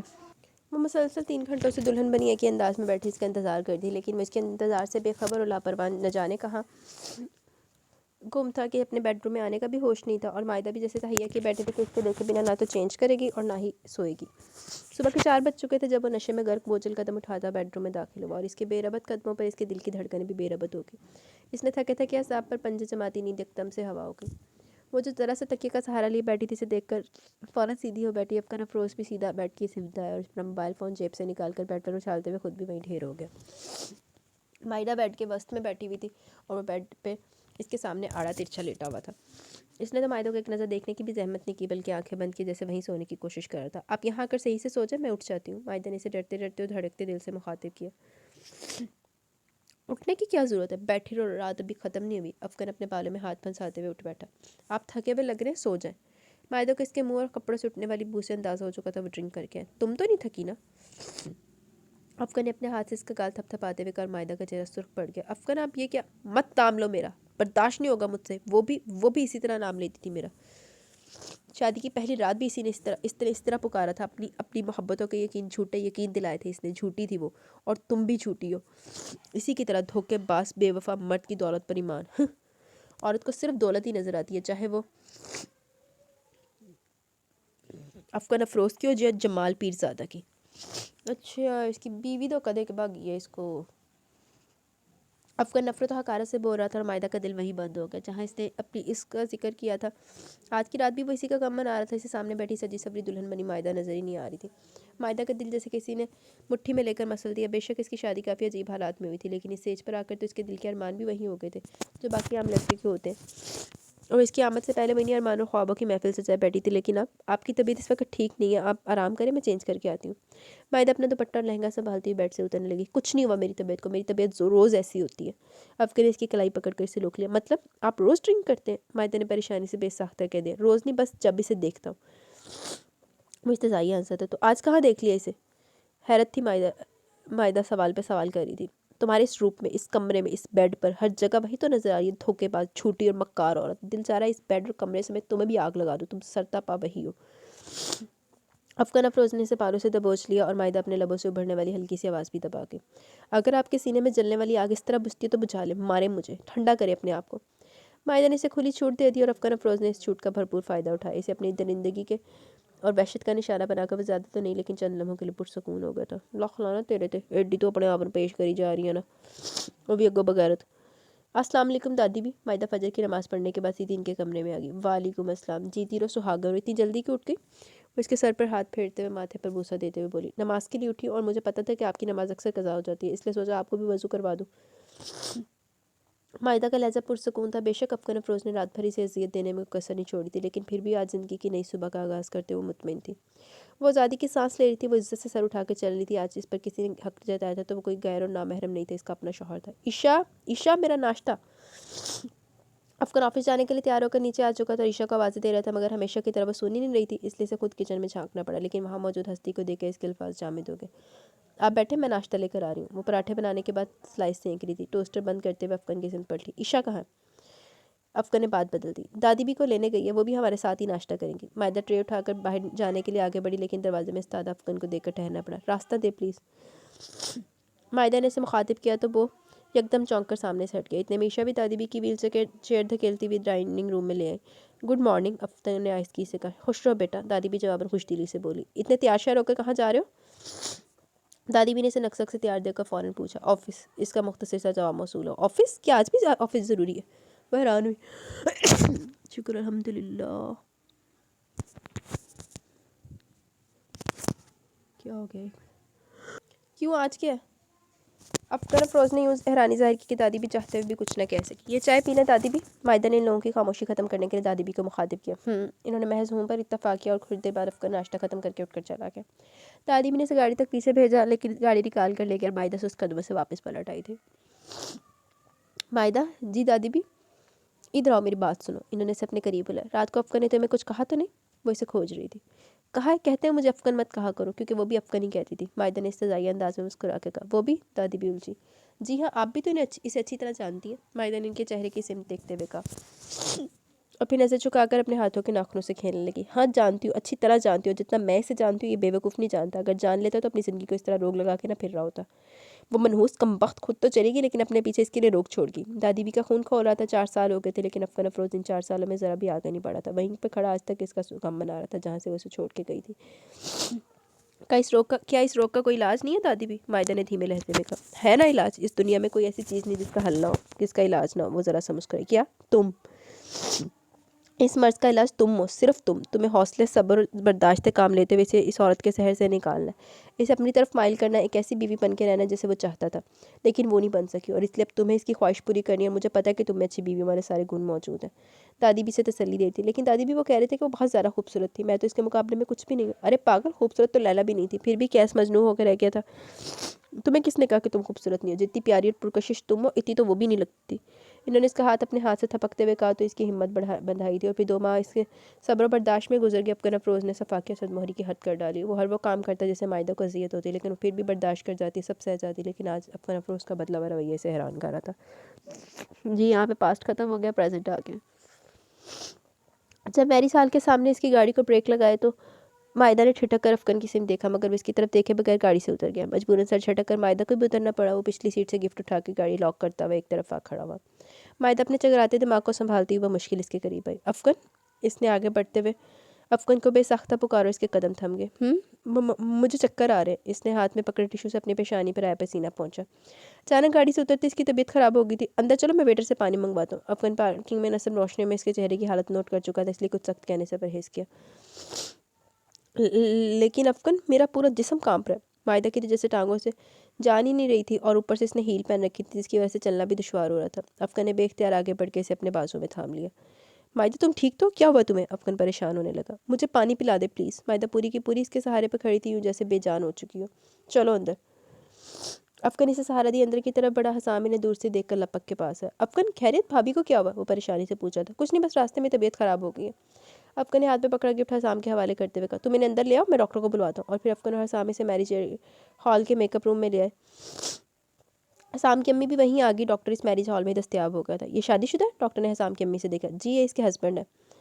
انہوں نے سیاہ 3 پیس سوٹ میں ملبوس افغان افروز کی سمت اشارہ کیا۔ تو پھر مبارک ہو آپ کو، آپ پاپا بننے والے ہیں۔ ڈاکٹر صاحب مائدہ کی نبض اور بلڈ پریشر چیک کرنے کے بعد کھڑے ہو کر افغان کو مبارکباد سے نوازا۔ لیکن اب کو تو جیسے گم سم سا ہو گیا، جبکہ حسام نے خوشی سے بھرپور نعرہ لگا، اوے مبارکہ یار، مبارکہ، میں چاچا بننے والا ہوں، آج تو ڈبل ڈبل خوشیاں منائی جائیں گی۔ حسام افغان کے گلے لگ گیا۔ اس کی امی مائدہ کو مبارکباد دے رہی تھی۔ ڈاکٹر صاحب کے دیے ہوئے انجیکشن اور پانی پینے کے بعد مائدہ کی طبیعت کچھ سنبھل گئی تھی۔ اس کا بی پی لو ہو گیا تھا، اس وجہ سے اس کا جسم اور ٹانگیں کانپ رہی تھی، لیکن اب طبیعت کافی بہتر ہو چکی تھی۔ حسام تم باہر ہو، مہمان آ رہے ہیں، تمہارے ڈیڈی بھی تمہارا پوچھ رہے ہیں۔ حسام کی امی نے اسے اشارہ کرتے ہوئے باہر نکل گیا اور حسام اس کا کندھا تھپک کے ان کے پیچھے نکل گیا۔ مائدہ کی نظر جھکی ہوئی تھی اور افغان کی نظریں اس پر جمی ہوئی تھی۔ اتنی بڑی خوشی خبری سننے کے بعد بھی عجیب سی صورتحال تھی، وہ دونوں خاموش سے ہو گئے تھے۔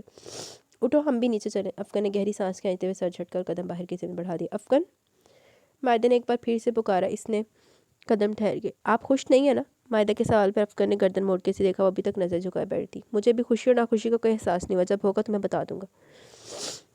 اس نے 2 ٹوک کہتے ہوئے بات ہی ختم کر ڈالی اور مائدہ ایک بار پھر برداشت کرتی ہوئی اٹھ کھڑی ہوئی۔ اسے سیڑھیاں اتر کر نیچے آنے میں افغان کے سہارے کی ضرورت تھی اور وہ اس کا ہاتھ پکڑ کر نیچے اتر رہا تھا۔ دونوں نے بلیک سوٹ پہن رکھے تھے۔ حسام کے اشارے پر کئی کیمرے الرٹ ہو گئے اور کئی فلیش ایک ساتھ چمکے۔ ان کا ایک خوبصورت اور محبوبانہ سا انداز کیمرے کی آنکھوں میں ہمیشہ ہمیشہ کے لیے محفوظ ہو گیا۔ کیمرے کے فلیش کے دوران ہی عالیہ پیرزادہ نے بھی یکدم گردن موڑ کے سیڑھیوں کی سمت دیکھا اور افغان فروز کے ہمراہ سیڑھیاں اترتی لڑکی کو دیکھتی رہ گئی۔ ان دونوں کی جوڑی بلا کی خوبصورت لگ رہی تھی، اور جو کوئی بھی تھی افغان افروز کے ساتھ خوب جچ رہی تھی۔ بہت سے لوگوں نے بے ساختہ سراہا تھا انہیں۔ ارے عالیہ، افغان افروز کی وائف کو دیکھا تم نے؟ یار کتنی چارمنگ ہے وہ، دونوں کی جوڑی کمال کی ہے یار۔ عالیہ کے ساتھ کھڑی شہرینا نے برملا تعریف کی تھی، اور ایک پل کے لیے تو عالیہ کے دل میں بھی حسد کی لہر دوڑ گئی۔ مجھ سے زیادہ خوبصورت ہے کیا؟ عالیہ نے اترا کے کہا۔ تم سے زیادہ خوبصورت ہے یا نہیں، لیکن اس وقت محفل کی جان لگ رہی ہے۔ دیکھو کئی لوگوں کی نظریں اسی پر ٹکی ہوئی ہیں۔ سرینا نے کوئی بھی لگی لپٹی رکھے بغیر مائدہ کو سراہا۔ اس نے شادی کب کی؟ عالیہ کہے بغیر رہ نہ سکی، اور پاس سے گزرتے حسام نے اس کی بات سن لی، اسی لیے ٹھہر گیا۔ ارے مسز پیرزادہ، آپ کو افغان کی شادی کا نہیں پتہ؟ اس کی شادی کو تو 3 ماہ ہونے کو ہے، اور اب تو پاپا بننے والا ہے۔ بہت لکی ثابت ہوئی ہے مائدہ بھابی، افغان کی زندگی میں خوشیاں لے کر آئی، بہت خوش ہیں دونوں۔ سامنے لگے ہے تو سب کچھ بتا دیا تاکہ اسے جلا سکے کہ اس کے بغیر بھی افغان افروز خوش باز زندگی گزارا ہے۔ کل تو مسٹر افغان کو کوئی خوشی نظر نہیں آ رہی تھی، عالیہ نے تیکھے انداز سے کہا۔ اب بالکل ٹھیک کہہ نہیں، دراصل کل مائدہ بھابی کی طبیعت ٹھیک نہیں تھی، اس لیے وہ پریشان تھا اور اسی لیے جلدی چلا گیا۔ وہ بھی اسی وجہ سے کل شادی کے فنکشن میں نہیں آ سکی۔ حسام اطمینان اور سکون سے جھوٹ پر جھوٹ بولے جا رہا تھا۔ اوہ، تو یہ بات تھی۔ عالیہ نے ہونٹ سے کڑے۔ تو آپ کیا سمجھی تھی؟ حسام اسے زج کر رہا تھا، اس کا دل چاہ رہا تھا عالیہ کو اٹھا کر کہیں جنگل میں پھینک اس نے اس کے دوست کی زندگی برباد کر کے رکھ دی۔ کچھ نہیں، اس نے خود سے سر چھٹک دیا۔ Okay excuse me. حسام وہاں سے ہٹ گیا اور پھر اس نے اپنی اور عالیہ کی باتوں کی ریکارڈنگ جو اس نے اپنے موبائل فون سے کی تھی وہ جا کر افغان افروز کو سنا دی۔ افغان کے دل کو نہ جانے کو سکون پہنچا تھا، چہرے پہ خوشی کا احساس بکھر گیا۔ عالیہ کو اس کی بیوی سے حسد محسوس ہوا تھا، اور یہی تو وہ کرنا چاہتا تھا۔ اب بولو۔ حسام اسے فتح مندی سے دیکھ رہا تھا۔ گریٹ یار، تم بہت چلاک اور سمجھدار ہو۔ افغان نے اسے تھپکی دی۔ اس لیے تو تمہیں مشورہ دے رہا ہوں کہ مائدہ بھابی کے ساتھ رہو، ان کا خیال رکھو، اسی میں تمہاری عزت اور بھلائی ہے۔ حسام اسے مشورہ دے کر خود اسٹیج کی سمت آ گیا جہاں اس کی اپنی دلہن براجمان تھی۔ آہو ویرے، تو بھی دولہا ہے، اپنے دولہے پن دا تے خیال رکھ۔ ہائے! عالیہ اور شہرینا مائدہ کے قریب آ کر ہاتھ بڑھاتے ہوئے بولی۔ السلام علیکم۔ مائدہ نے ٹھٹک کر ان دونوں کو دیکھا۔ دونوں نے ساڑیاں پہن رکھی تھی، کمر اور بازو برہنہ تھے۔ ریشمی سلکی ساڑیوں کو ڈھلکتے ہوئے پلو انہیں پلیٹ میں سجی ہوئی عورت کا سروپ دے رہے تھے، اور اس محفل میں موجود تمام مردوں کے لیے راحت بنی ہوئی تھی۔ آپ کون؟ مائدہ نے حیرانی کے باعث پوچھ ہی لیا، کیونکہ اس فنکشن میں موجود تمام لوگ اس کے لیے اجنبی تھے سوائے حسام کی فیملی کے۔ کیا افغان نے کبھی میرا ذکر نہیں کیا آپ سے؟ عالیہ کے انداز پر مائدہ بری طرح چونک گئی، اور وہ لمحے کے 1000ویں حصے میں پہچان گئی کہ وہ عالیہ ہے۔ لیکن مائدہ بے وقوف نہیں تھی جو اس خبیث عورت کو خوشی کا موقع فراہم کرتی ہے پھر اسے شے دیتی، اس لیے اس نے لا علمی کا اظہار کیا۔ آئی ایم سوری، میں یہاں پہلی بار آئی ہوں، مجھے نہیں پتا آپ کون ہیں، آپ اپنا تعارف خود کروا دیں. میں افغان افروز کی ایکس وائف ہوں، عالیہ پیرزادہ. اس نے جیسے فخری انداز میں تعارف کرا. او اچھا، تو آپ ہیں عالیہ؟ مائدہ نے ذرا سا مسکرا کے حصے ہاتھ ملایا. جی یہی عالیہ، افغان افروز جیسے ہیرے کی قیمت نہ پہچاننے والی. شرینہ طنزیہ بولی اور عالیہ نے اسے گھور کے دیکھا. ایکسکیوز می، یہاں کیا ہو رہا ہے؟ افغان افروز عالیہ کو مائدہ کی ٹیبل کے قریب کھڑے دیکھ کر فوراً پاس چلا ہے. آپ کی وائف کے ساتھ سلام دعا اور تعارف ہو رہا ہے، شرینہ نے جواب دیا.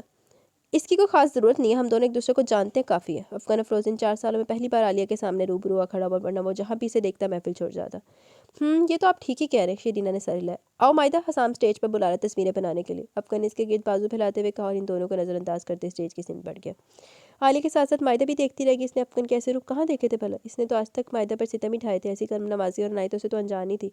اس لیے اپنے ساتھ چلتے افغان کو حیرانی اور حسرت سے دیکھ رہی تھی. وہ اسے احتیاط سے صوفے پر بٹھا کر خود بھی اس کے ساتھ ہی بیٹھ گیا. عالیہ دور کھڑی دیکھ رہی تھی.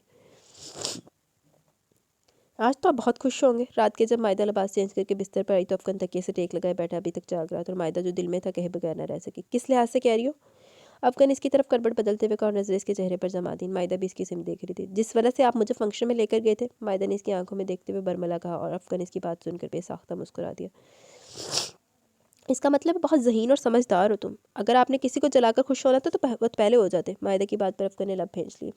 کیا بات ہے، آپ چپ کیوں ہو گئے؟ کچھ نہیں، سو جاؤ. وہ کہہ کر کروٹ بدل گیا اور مائدہ اس کی چوڑی پشت کو گھورنے لگی. لیکن دل ہی دل میں قدرے خوش ہو رہی تھی کہ آج اس نے ڈرنک نہیں کی. حالانکہ وہ جب بھی عالیہ کو دیکھتا تھا اس روز ڈرنک کر کے اپنا حال برا کر لیتا تھا. لیکن آج اگر افغان خوش ہوا تھا تو مائدہ بھی خوش ہو رہی تھی. اسے امید ہو چلی تھی وہ بدل جائے گا، وہ بہتری کی طرف لوٹ آئے گا، اور یہی احساس اس کی سکون بھری نیند کا باعث بنا تھا. وہ ابھی آفس میں آ کر بیٹھے تھے کہ اچانک حسام کی کال آ گئی. آج کا اخبار پڑھا تم نے؟ نہیں، ابھی تو آیا ہوں. اوکے، تم اخبار پڑھو، میں تمہیں پھر فون کرتا ہوں. حسام نے کہہ کر فون بند کر دیا اور افغان الجھ کے رہ گیا. پھر اپنی سیکرٹری کو اخبار بھیجنے کو کہا.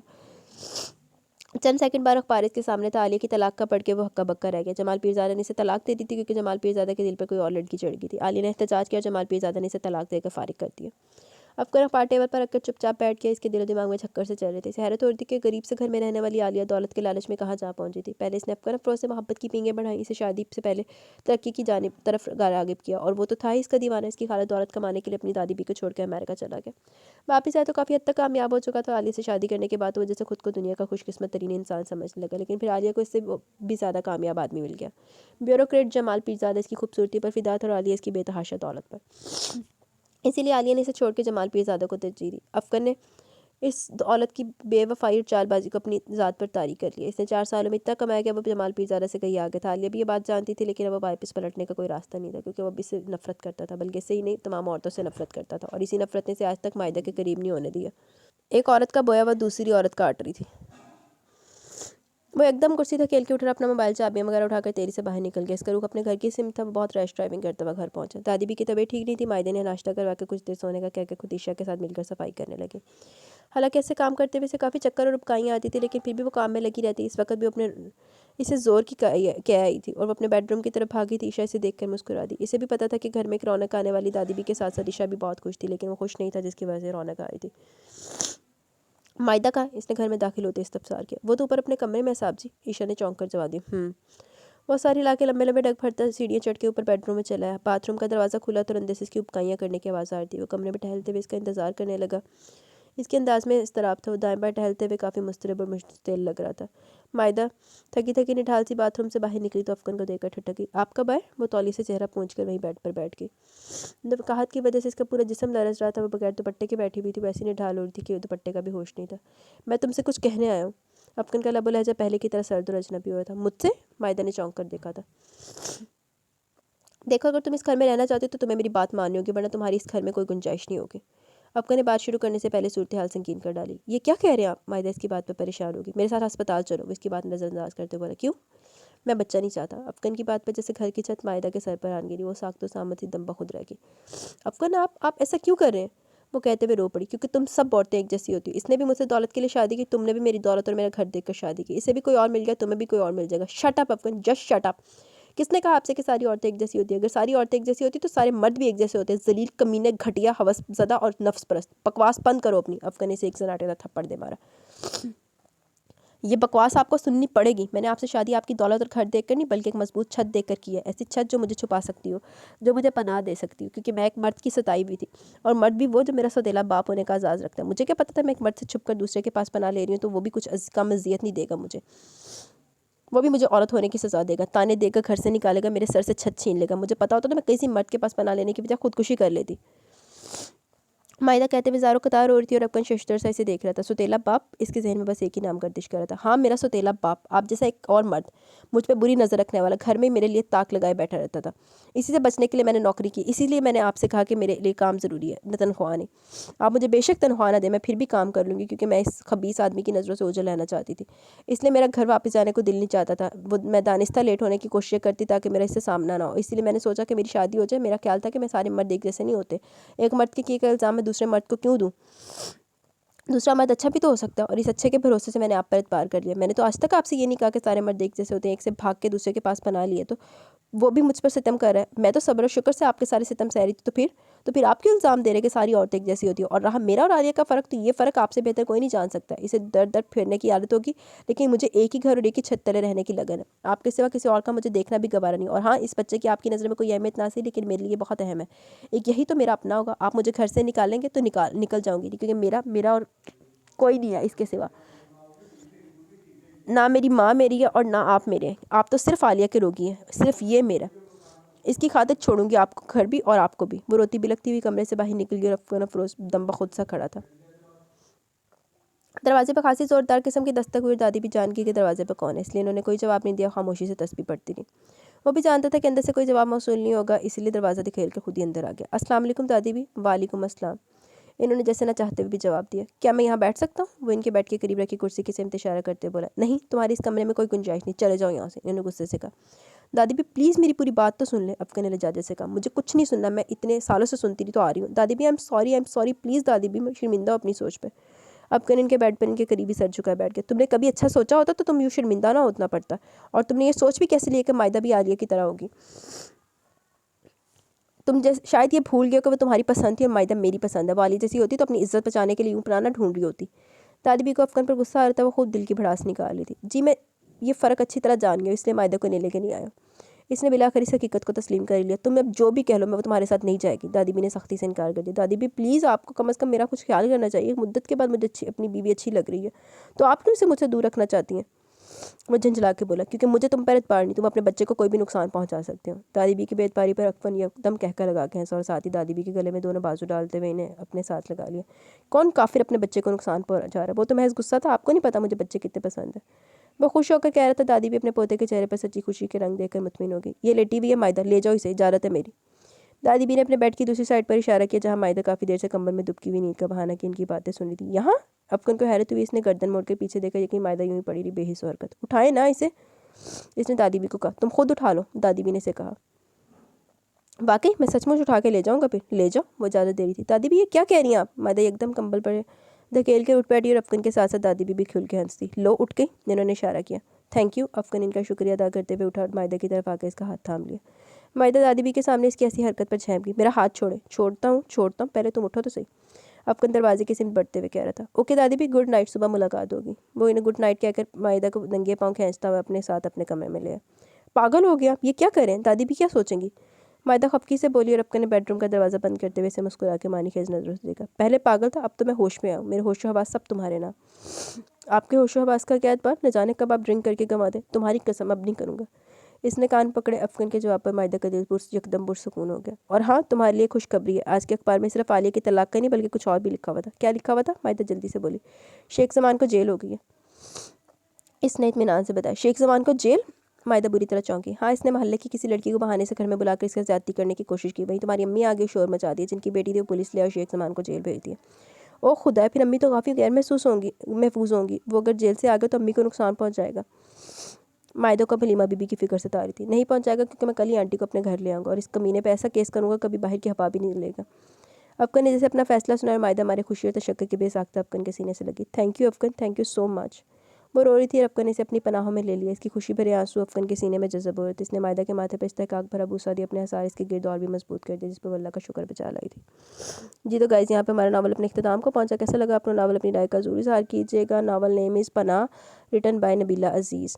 تو کیسا لگا آپ کو ناول؟ اپنی رائے کا ضرور اظہار کیجیے گا. مجھے اجازت ہے. کمنٹ سیشن انشاءاللہ اگلے میں کریں گے. ابھی میرے پاس ٹائم نہیں ہے، میں تھوڑی جلدی میں ہوں. ٹھیک ہے، اللہ